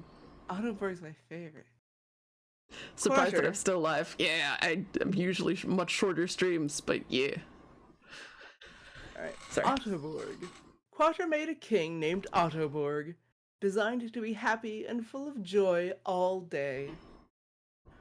Robots were a subject that Autoborg had done a lot of research on, so it was only natural that he made 3 robots to help him make 7 little houses. The robots were named Appy, Togor, and Bill. Appy was good at digging, Bill was good at building, Togor was good at painting. That is why it is said today that if anyone is a good painter, he is Togor. It's true. Say that all the In a very- time. Right? You're so Togor. Oh my god, no you. No, you. In a very careless way, Autoborg made 7 boys to live in his 7 new houses. The boys' names were Hypen Nupin, Petrie. No, Petrie Alfonso. Oh, you're right. Hypen Nupin, Petrie Alfonso, Willie Trombone, Aloe Al, Deradrius Hapsicum, whose name was Creaker, Hondo, and Ed. Now we know where. I want you to be all good for the hand doctor visit, whenever that is. Heart. Aw, thank you, camcorder. Yeah, I just got new insurance, so now it's a matter of calling and updating all of the doctor's offices. Of course. Thank you so much for those biddies. That's a lot of biddies. That's 1,000 biddies. Thank you. Yeah, and since it's gonna be like better insurance than what I had, hopefully more things will be covered and it'll be easier to narrow down doctors and get one of them with the program. Yeah, I'm excited. You call first commission slot. Oh, Togor is also a very good name. Yes. I gotta remember to write some of this shit down so I can name pets after him. Right? I only get new like every 20 years, so I don't know. I'll probably forget. That's true. We'll just have to play it again. Oh no. You're right. Oh no. Wane. Autoborg's sons were easily identified by the loop formed on the top of each of their heads. Sometimes when they walked along, they would hook their head hoops on branches and hang there for days. Petrie was so tired of getting his head hooked onto things that he cut off his own head, which proved to be fatal. Oh, Petrie. Petrie Alfonso. Yup. Autoborg had forgotten to hold his world together with gravity, so one day his world fell apart in chunks, and his 7 sons and 3 robots floated aimlessly across creation. Hypen's chunk of land got caught in the trail of the comet Pyragorge? George. Named Pyragorge because it decreased in size during each orbit. Of course, why else would it be named that? That silly The me. tail of Pyragorge was full of seeds because the comet once passed through the atmosphere of the planet Burpee. Burpee seeds. Burpee I just got that. Burpee seeds. So for those who don't do any gardening, there is a seed company called Burpee. I just got that. Why did it take me this Hypen long? cultivated his chunk so that he could grow flowers. He loved flowers, and how happy and festive they can make a place. Often, he would make a wreath of some of the flowers to decorate the loop in his head. Since he was the only one of his brothers with a nose, it seemed especially fitting that this is where Hypen Nupin's chunk of land should be. He grew and Sorry, I was pulling out a chair for Marsh. Oh, that's right. An extraordinary amount of flowers. But after a few years, it was not enough to satisfy his growing craving for flowers. His deepest burning desire was to be king of flowers, to have no rival in growing flowers. He actually did not know of anyone else who was growing flowers, but his unfettered imagination went wild, and he thought that there must be others who were cultivating and growing huge fields of flowers on the many planets and worlds he passed. Spooter. Oh, Marsh Spooter says, "Hi, Marshy boy." Aww. He blinks. Year after year, Hyphen worked the soil of his chunk of land to try and get it to produce more and more flowers. He developed fertilizers and plant foods. He grew nothing but flowers, though there were plenty of other types of seeds he could have planted. If he did notice some other type of plant growing... What is that humming sound? Oh, that's me. I didn't mute myself or mute the thing. Oh. It's fine. I just didn't mute the stream, and I was like, "What's going on?" It's me. I'm the problem. There's, I mean, neighbor, Father of the Year neighbor is also, he's got his chainsaw out as well. So you might be hearing that. Is anybody else hearing that? Right. He's paused for the moment. But let me know if you guys hear, well, a chainsaw in the distance. Oh, okay. Good. I'm not the problem. Yay. Okay. Yes, but it's not intrusive. Okay. Okay. It's only when I stream. I swear to fuck. Like, he has a sixth sense for when I open OBS. Yeah. Because there was a day that I'd opened OBS and was planning on streaming, and then I was like, actually, I'm in pain and I'm tired, and I will not today. And I closed it, and like 5 minutes later, he started using his chainsaw, and I was like, how does he know? The sixth sense for OBS. Of course. Anyway. Yes. So there are other types of seeds that he could have planted. If he did notice some other type of plant growing amongst his flowers, he violently ripped it from the ground, cursing it, tearing it to shreds, and throwing it onto his compost pile. It was so upsetting to him that he'd have to go lie down for a nap afterwards.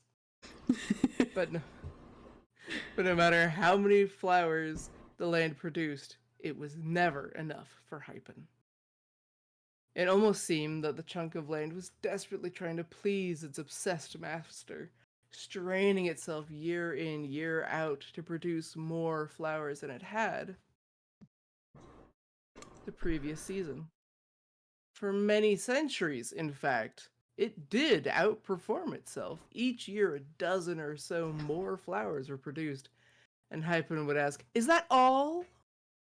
Then the yield began to decrease. The land was simply overworked, and it needed to rest. Hyphen reacted by pressing the land harder and harder to yield more. Capitalism! He was aggravated to no end.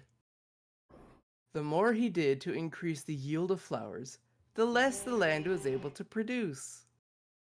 Eventually, as each season went by, the yield decreased first 10, then 100-fold, and so on. Most of the land lay barren and still. If Hyphen found anything other than a flower growing, he would pull it up by the roots and throw it onto the compost pile. As the land grew gray and sterile, Hyphen wasted away also. Sir! Yeah. Yeah, he's the same neighbor that poured gasoline onto an open flame and then spent 15 minutes, had to then throw the now on fire can of gasoline away from himself and then hose it for like 10-15 minutes because duh. We ended up calling the fire department. Yeah. It is not the first stupid thing he's done with fire. It will not be the last. He was burning furniture, by the way. He's like burning old chairs. And was like, oh, this old furniture isn't burning as well as I thought it would. I'll just pour gasoline on it. Watering a gas fire. Yeah. So he's on a hill, and like his fire pit is also on the hill, and it's not completely level. So like we live below him on the hill, or like below the hill, and we can still see like inside of the fire pit because it's not level. So I don't see what could possibly go wrong. Yeah, that's fun. That's what he was burning his chairs on in the middle of a fucking city. Yeah, thankfully we're really close to the fire department. So like they pull up just as the gas can basically was more water than gasoline and finally went out. But yeah, they were like, is the fire spreading? And I was like, I mean, he's got the grass around it pretty wet, so far no, but he's also trying to put a gas fire out with water, so I figured I gave him 10 minutes. I gave him 10 minutes to get it put out before I called you. I feel like he's had enough time. Yeah, that. So they came by, and like just as it went out, and like they slowly pulled up in front of his house, and he's just like waves at them, and they're like waves back. Like, hey buddy. And he didn't burn anything for like almost a month. He needs 2 shovels, one for the fire, one for his face. Correct. And yeah, don't be that guy. Don't be the guy. Like don't go, I want a more impressive fire. I know, gasoline, because physics will happen, and then you'll be holding a plastic container of fire. And no one's gonna have a good time. He's also the one that dragged his dog back up the hill by its forearm. Yeah. As it screamed. Oh, doggy, no. Yeah, he has 2 reactive dogs and doesn't use leashes and doesn't have a fence. So they've already gotten in a few fights with neighborhood dogs. I'm shocked. Yeah, it's super good. It's great. 0 out of 10. Yeah. Would not neighbor again. Yep. Yeah. It's good to meet with the other neighbors, though. Find out that they share our opinion. Anyway. So anyway, dying flowers. Dying flowers. Yeah. As the land grew gray and sterile, Hyphen wasted away also. The loop on the top of his head drooped like a deflated tire. His desire to make his chunk of land a happier place with flowers had died. He spent his last days worrying and hovering over the last few flowers that struggled desperately to grow to maturity in the dust. He could not afford the time it took to weed the desolate fields, but only a few spindly vines grew here and there in the depleted soil anyway. When the last flower died, so did Hyphen Nupin. Rip Hyphen Nupin. Sad violin music. And yeah, if you're gonna light gasoline, pour it before lighting and be aware of the material that you're using. And he's not the one with a coyote on the hill. He's the one whose dogs try to fight the coyotes. Oh, that's great. Yeah, it's super good. Middle of the night, hear him screaming their names. I'm like getting more and more panicked because like the coyotes are the size of like large German shepherds. Coyotes are bigger than people think. Yeah, that's a lot bigger than I thought. Yeah. Alright. Willie's chunk of land flew off into space, with Willie still inside his little red-roofed house. Ottoborg never saw Willie again. What Ottoborg did not know, which this wall does, was that Willie's chunk of land drifted into the most dangerous part of space. You see, there were these nasty creatures called Victoids that flew about looking for food. Victoids had a giant nasty mouth full of nasty fangs, and of course the hair that they were covered in was nasty. The nastiest. Anyway, nasty. Anyway, four Victoids stumbled upon poor Willy Trombone, who was alone, just floating through space for quite some time. Willy, being the friendly type, held out a friendly hand and beckoned them, "Hey, hairy friends!" The Victoids screamed with glee when they saw Willy's yellow, supple flesh. They figured that he was not a fool, and that they would have to trick him before they could eat him. They were wrong, for Willy Trombone was a fool above all other fools, and all of the time that they spent trying to trick him only gave the drifting giant, Big Robot Bill, enough time to arrive. Bill reached out with his mighty 3 arms and grabbed the floating chunk of land and hoisted himself up. Bill grew horrified as he saw that his creator's son was about to be devoured by vicious Victoids. That evening, Willy Trombone dined on Victoids, saving their pelts to use as blankets on especially cold evenings. Oh man, I hope you washed them. Right? They were nasty. Willy and Bill became close friends, and they enjoyed each other's company for a long time floating in space. Until one day, they saw something very far away. Something like a being in distress.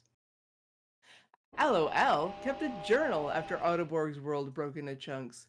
Here is copied the only known surviving excerpt from that diary. My chunk of land has whooshed through. Not that one. There we go. A mysterious cloud of blue gas. The cloud is larger than some worlds that I've seen.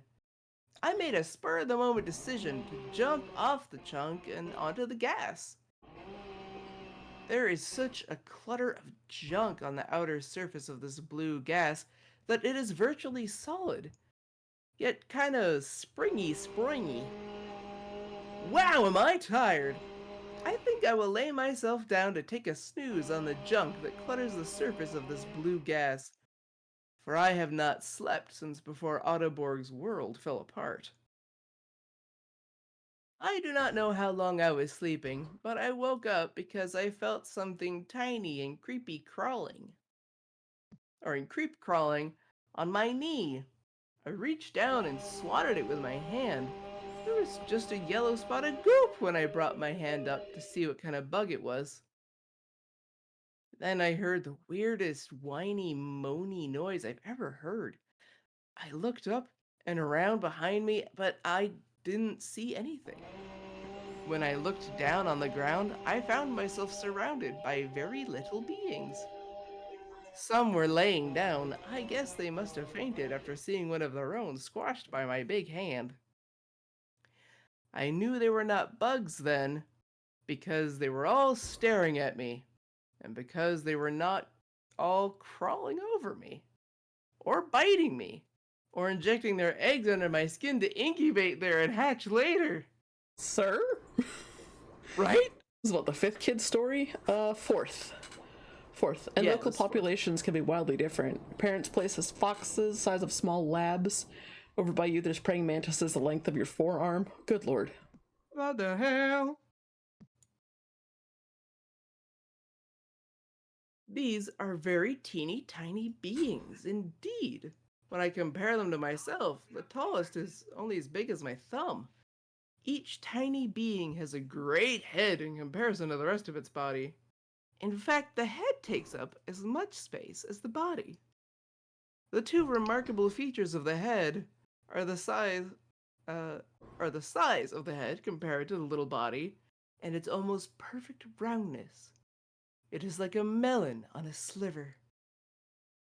Each being's head has a mouth, but other than that, there is only one other facial feature. Their globe heads are divided into an upper and lower hemisphere by a dark line at the equator. I perceived this dark line to be all in one, the eyes, ears, and nose of these beings, since they employed them much in their observation of myself and with their mouths also in communication with each other. I was very hungry, as I had traveled on my chunk of land for 40 days and 40 nights, or something like that.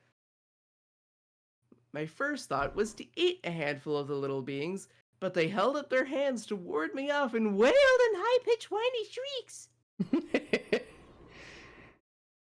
The little beings understood that I was famished from the disgusting rumbling noises my stomach made, seemingly from thin air.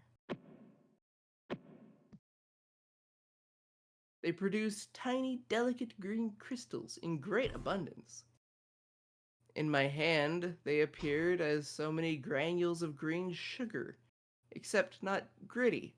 Rather, these were gummy, and they had a flavor that made me think green thoughts.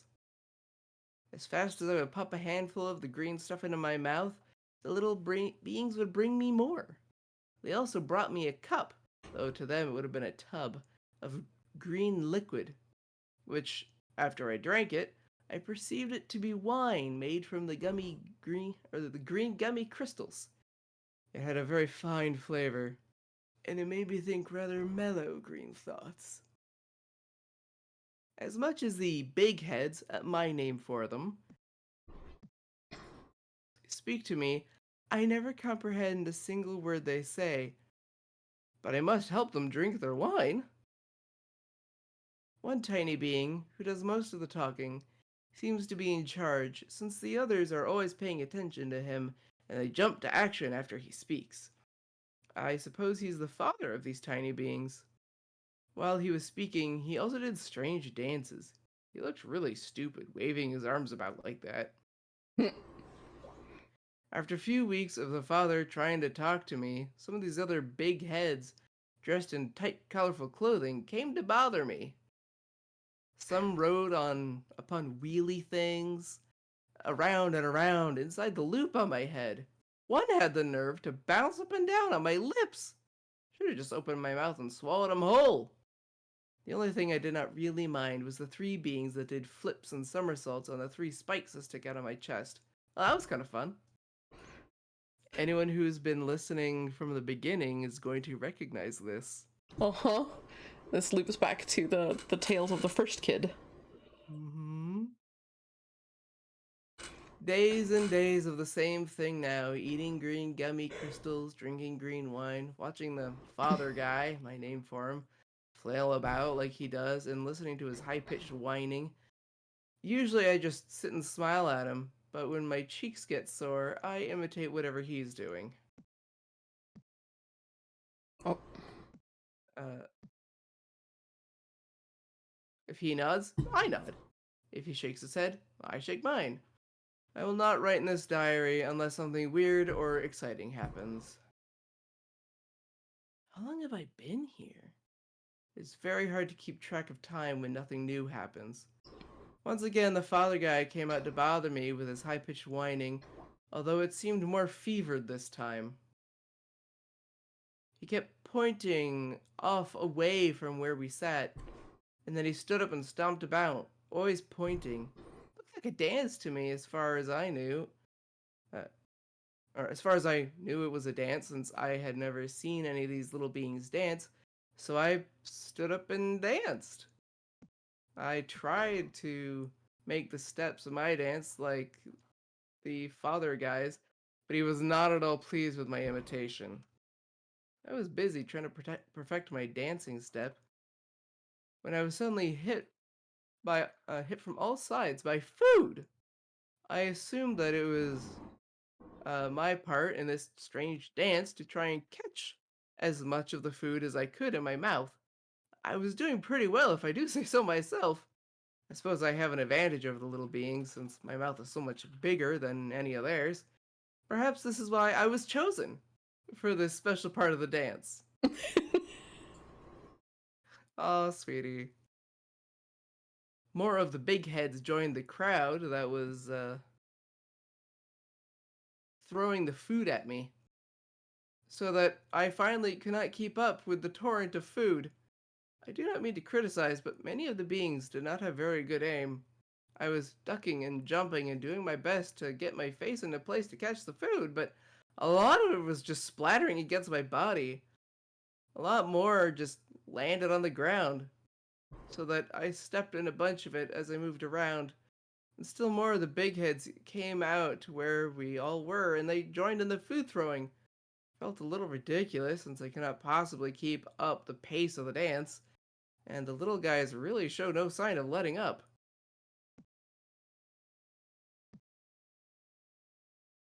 By now, a big circle of the beings surrounded me, all of them whining and shrieking some chant, I suppose.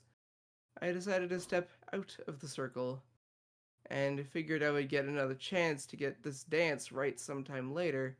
But even after I stepped out of the circle, they continued to throw food at me. I did not even try to catch it. I really wanted to practice this dance and try to do better the next time. As I stepped further away to get out of the throwing range, they finally stopped. They stopped their whining and shrieking chant too, and soon the big heads were cheering and clapping. I turned back to accept.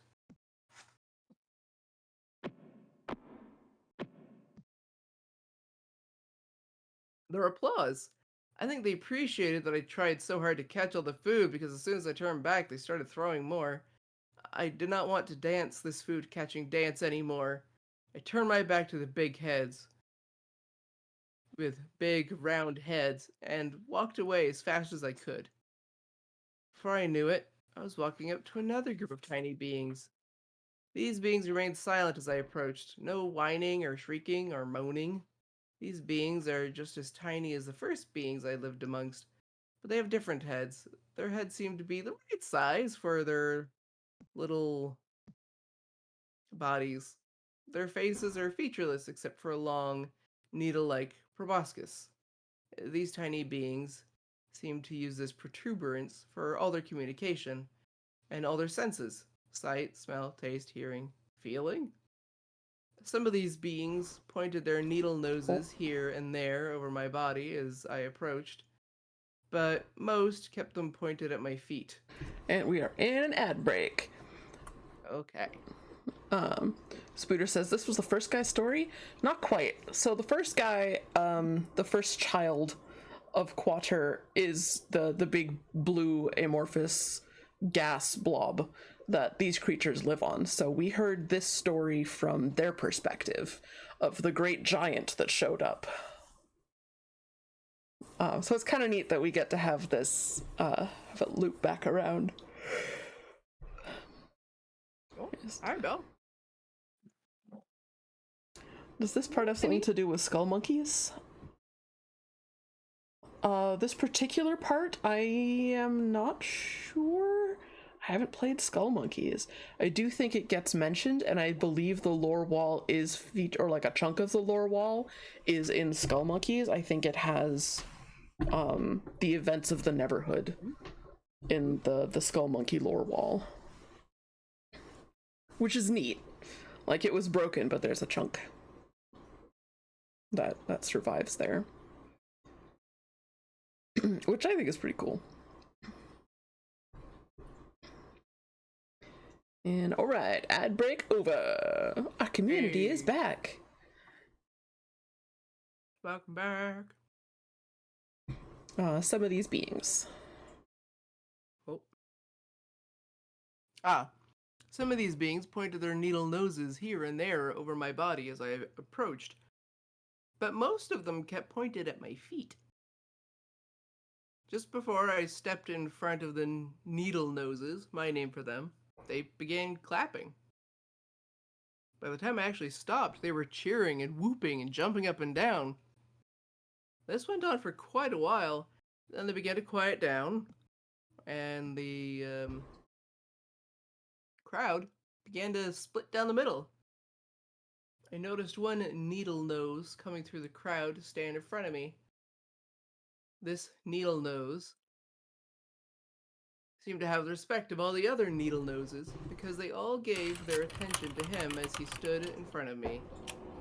I could tell because all their needle-like noses were pointed at him instead of me. He must be their father guy. After looking me over for a while, the father guy started speaking at me. I did not understand anything that he said to me, but I smiled at him the entire time that he spoke to me. I kept smiling at them. After the father guy finished, I was trying to think of something to do. I decided to say something back to them. Well, it's really nice, I said, for all of you to come out to greet me today.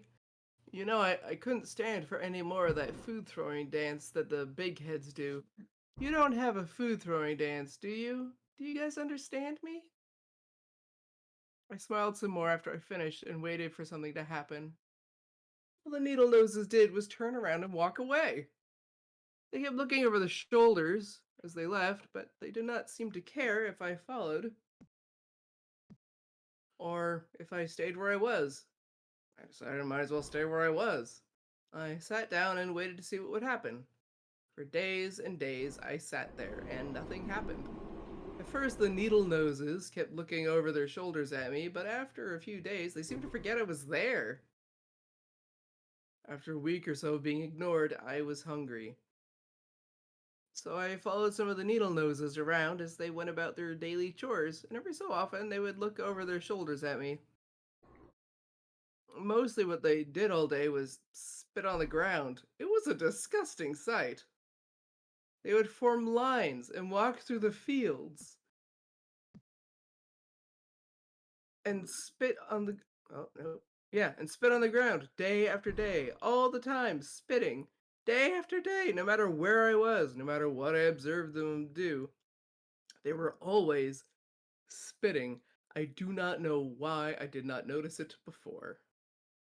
Then I noticed all their food came from the fields they had been spitting in this whole time. Food from spit! Now that they were harvesting, they had time to notice me. For the first time since I had arrived in the Needle Nose land, they offered me food. How can I accept it after seeing them spit all the time to produce the food?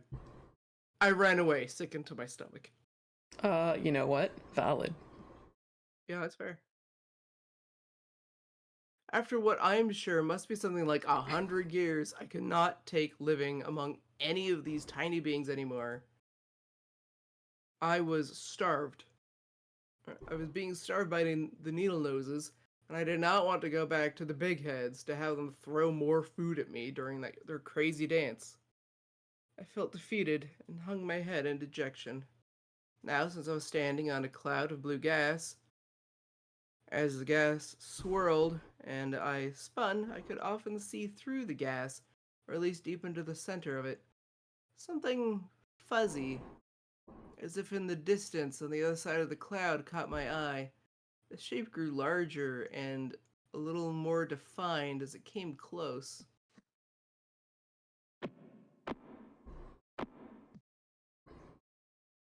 All at once, I clapped my hands and whooped for joy. I did not need a crystal clear view of the object to recognize it as the very chunk of land that had broken off of Ottoborg's world and brought me to this miserable place. At once, I realized what was happening. The chunk of land was caught in a circular orbit, and the blue gas must be going in a straight line, and that took it through 2 points in that circle. I cried out, for sure, I am the luckiest of all of Ottoborg's sons. Carefully, as it passed through the cloud of blue gas, I jumped off the springy surface of debris and onto my chunk of my father's world. Yeah, I'd I run have too, not right? been on the chunk of land for about 3 minutes, long enough to make this latest entry into my journal. Gee, it's great to be back home again. I hope I never. Here the excerpt of the diary ends abruptly. It is said that the chunk of land that Aloe Al was on suddenly smashed into a dirt clod that collided with it head on. Oh. Both the chunk and the clod were traveling at great speeds upon impact. Nothing was ever seen of Aloe Al again. Oh no, a dirt clod. A dirt clod. Oh no. It's okay, Belle. Creaker's chunk of land was the biggest, and it was full of lakes. There was actually more land covered by water than not. Creaker survived many centuries on the chunk, long enough to learn how to create and build giant replicas of spoons and butter knives, enormous buckets filled with oversized sesame seeds, and huge loaves of bread, among other things. I hope there were other things.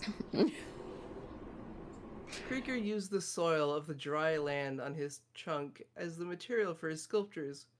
Whenever he would get tired of looking at one of his colossal sculptures, he would just throw it into a lake. Each of the colossal sculptures displaced enormous amounts of water, Uh-oh. covering up a little more dry land each time one was thrown into a lake. When he was not sculpting, Creaker would be out, scrutinizing one of his previous sculptures. He was very critical of his work. He always concluded that the sculpture did not communicate the concept that was the impetus behind the work. Or he saw a hair or a bug sticking out of the clay. In any case, he was always frustrated. Very. My diet consists solely of sesame seeds. Right? Good. That's all you need, really. Just sesame seeds. What else could you need, really? That's all you need is seed. All you need is seed. Da, da, da, da, da. None of his work seemed to express his vision just the right way. He could not quite put his finger on the problem, but his general feeling, oh no, Belle, that's Elf's cursor. You can't actually catch that, honey. No, and that's my tuna casserole. You can't have that either. He cannot quite put his finger on the problem, but his general feeling was that it had to do with the size of the sculpture. If only it was a little bit bigger, he would often say to himself. And then he would heave the thing into the nearest lake. Oh dear. His mind was focused intently on making each new sculpture larger than the previous one, whether it be a giant replica of a red pod bulb, or a mostly empty jar that had been sitting in the back of the valley for 8 weeks. What? Belle, give me. Eventually, he spent very little time examining his finished works, but with an exclamation of disgust, he would throw the work into the nearest lake, which after a while seemed to be conveniently closer and closer. Weird.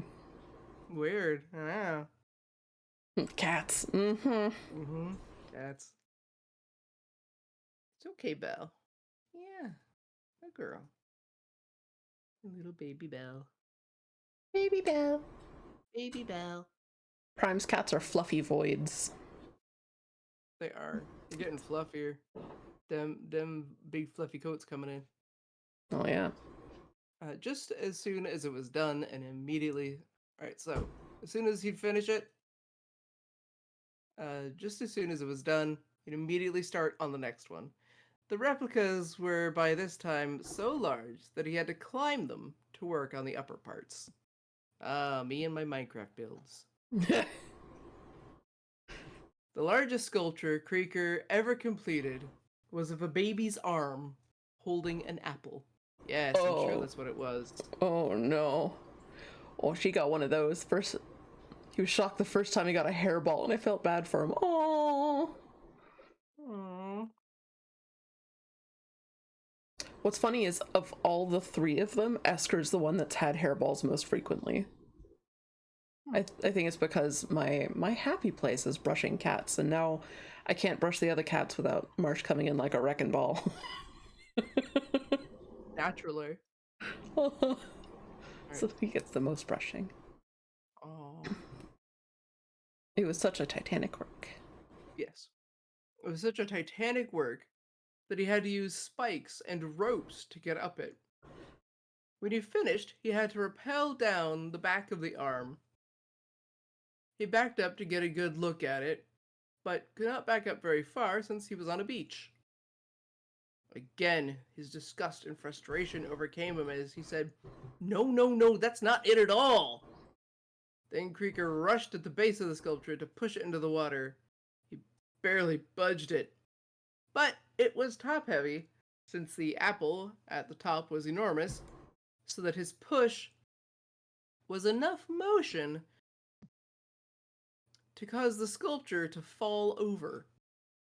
Krieger turned to start on a new sculpture. He had in mind a great pair of tongs digging into a bucket of sand. And he never saw the tidal wave that fell upon him. Oh no! And that was the Hondo's end of chunk. Creaker. Yeah, that was the end of Krieger. Hondo's chunk of land ended up on the back of a giant animal that lived in a desert on an undocumented planet. Hondo seemed to like the animal enough, and he was so small that the animal did not detect his existence. There was not much that Hondo could tell about what the animal looked like. It was a colossal beast compared to Hondo. He took many survey journeys that went on for... No, Clayman, next. Thank you. Ooh, we're almost done with this one. That went on for days and days across the top of the beast to see if it looked different from other locations. As he walked, he noticed the color of the ground had changed. Presently, he would be passing over an area that was brown, and then 15 feet or so later, he'd pass over an area that was yellow. The surface he walked on was hard and mostly smooth, but it was terraced into short, flat little hills all over. When he came to the edge, he was looking around and almost fell off. He got down on his stomach to look over the edge. There was nothing between him and the ground, which was very far away. If he had jumped, the fall would have broken every bone in his body. Oh boy. He was on the lip of an overhang, and he reached under to see if he could feel how far back it went. But the overhang went straight back and kept going. Then he carefully lowered his head over to look to see how far back this overhang went. He could not see it, though. There was so much dark shadow he could only see about as far as his hand reached. Hondo got up and decided to walk directly away from the edge. That is a good plan. Yep. I'm like, don't let the intrusive thoughts take you. He grew very tired almost immediately as the surface began ascending right away. It took a day to reach the summit, so he slept there. In the morning, Hondo was able to see very far from the top of the animal. The sky was all blue, and the land was all beige. He saw that the highest hilly part of this animal sloped down in all directions from where he stood. Ed's chunk just spun in place forever. That is the end of the Autoborg chapter. Yep, and those are his kids, Autoborg's kids. Or that's Autoborg right there. Yep, that is Autoborg. Willie's dead. Willie's dead. Willie Trombone has spikes on his back, though. Mm-hmm.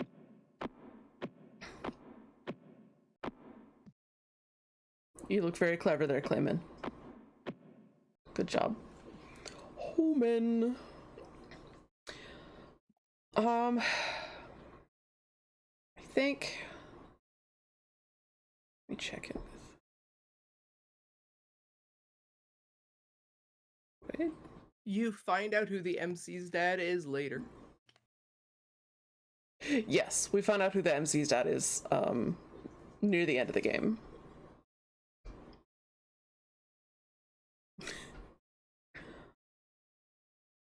Let me think. Let me look at who is currently live, because eventually... Thank you, Clayman.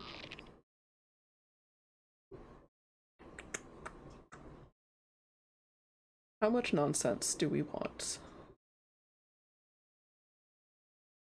How nonsensy are we feeling?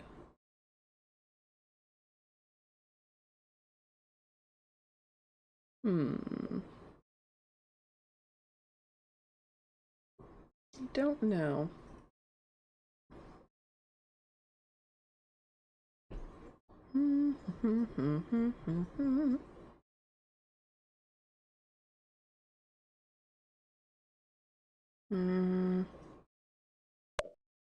Oh, what the? Oh, good.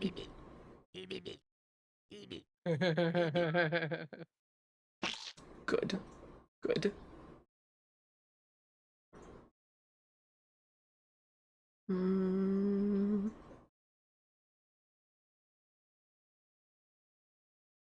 I'm trying to think of who we should go raid after all of this, and whether or not we should do that sooner rather than later and just pick this up again tomorrow.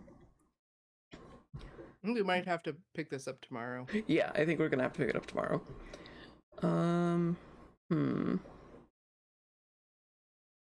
Same bat channel, same bat time.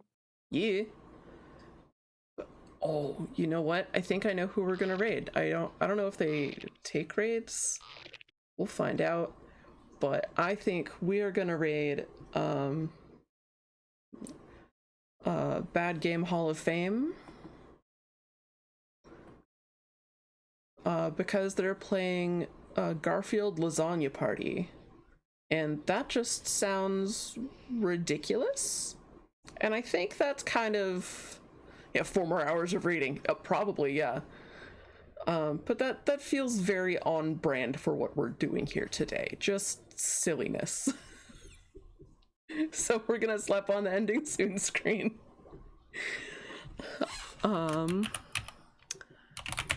And good. Thank you, Clayman. Thanks for stream. Thanks for being here and for hanging out for this absolute ridiculousness. Thank you for joining us. Yeah, thank you for being here for the absolute weirdness. That is the Neverhood, and I feel like thank you for the excellent narration from us. Oh, you're very welcome. Thank you for enjoying. Oh, shucks. All right, they are spinning the wheel. Someone's playing normal, so let's go bring excitement and weirdness, and we'll see you guys tomorrow for more of whatever the heck this has been. Let's go. Hell yeah. Doopa doopa doop boop ba ba dee ba da ba ba ba. And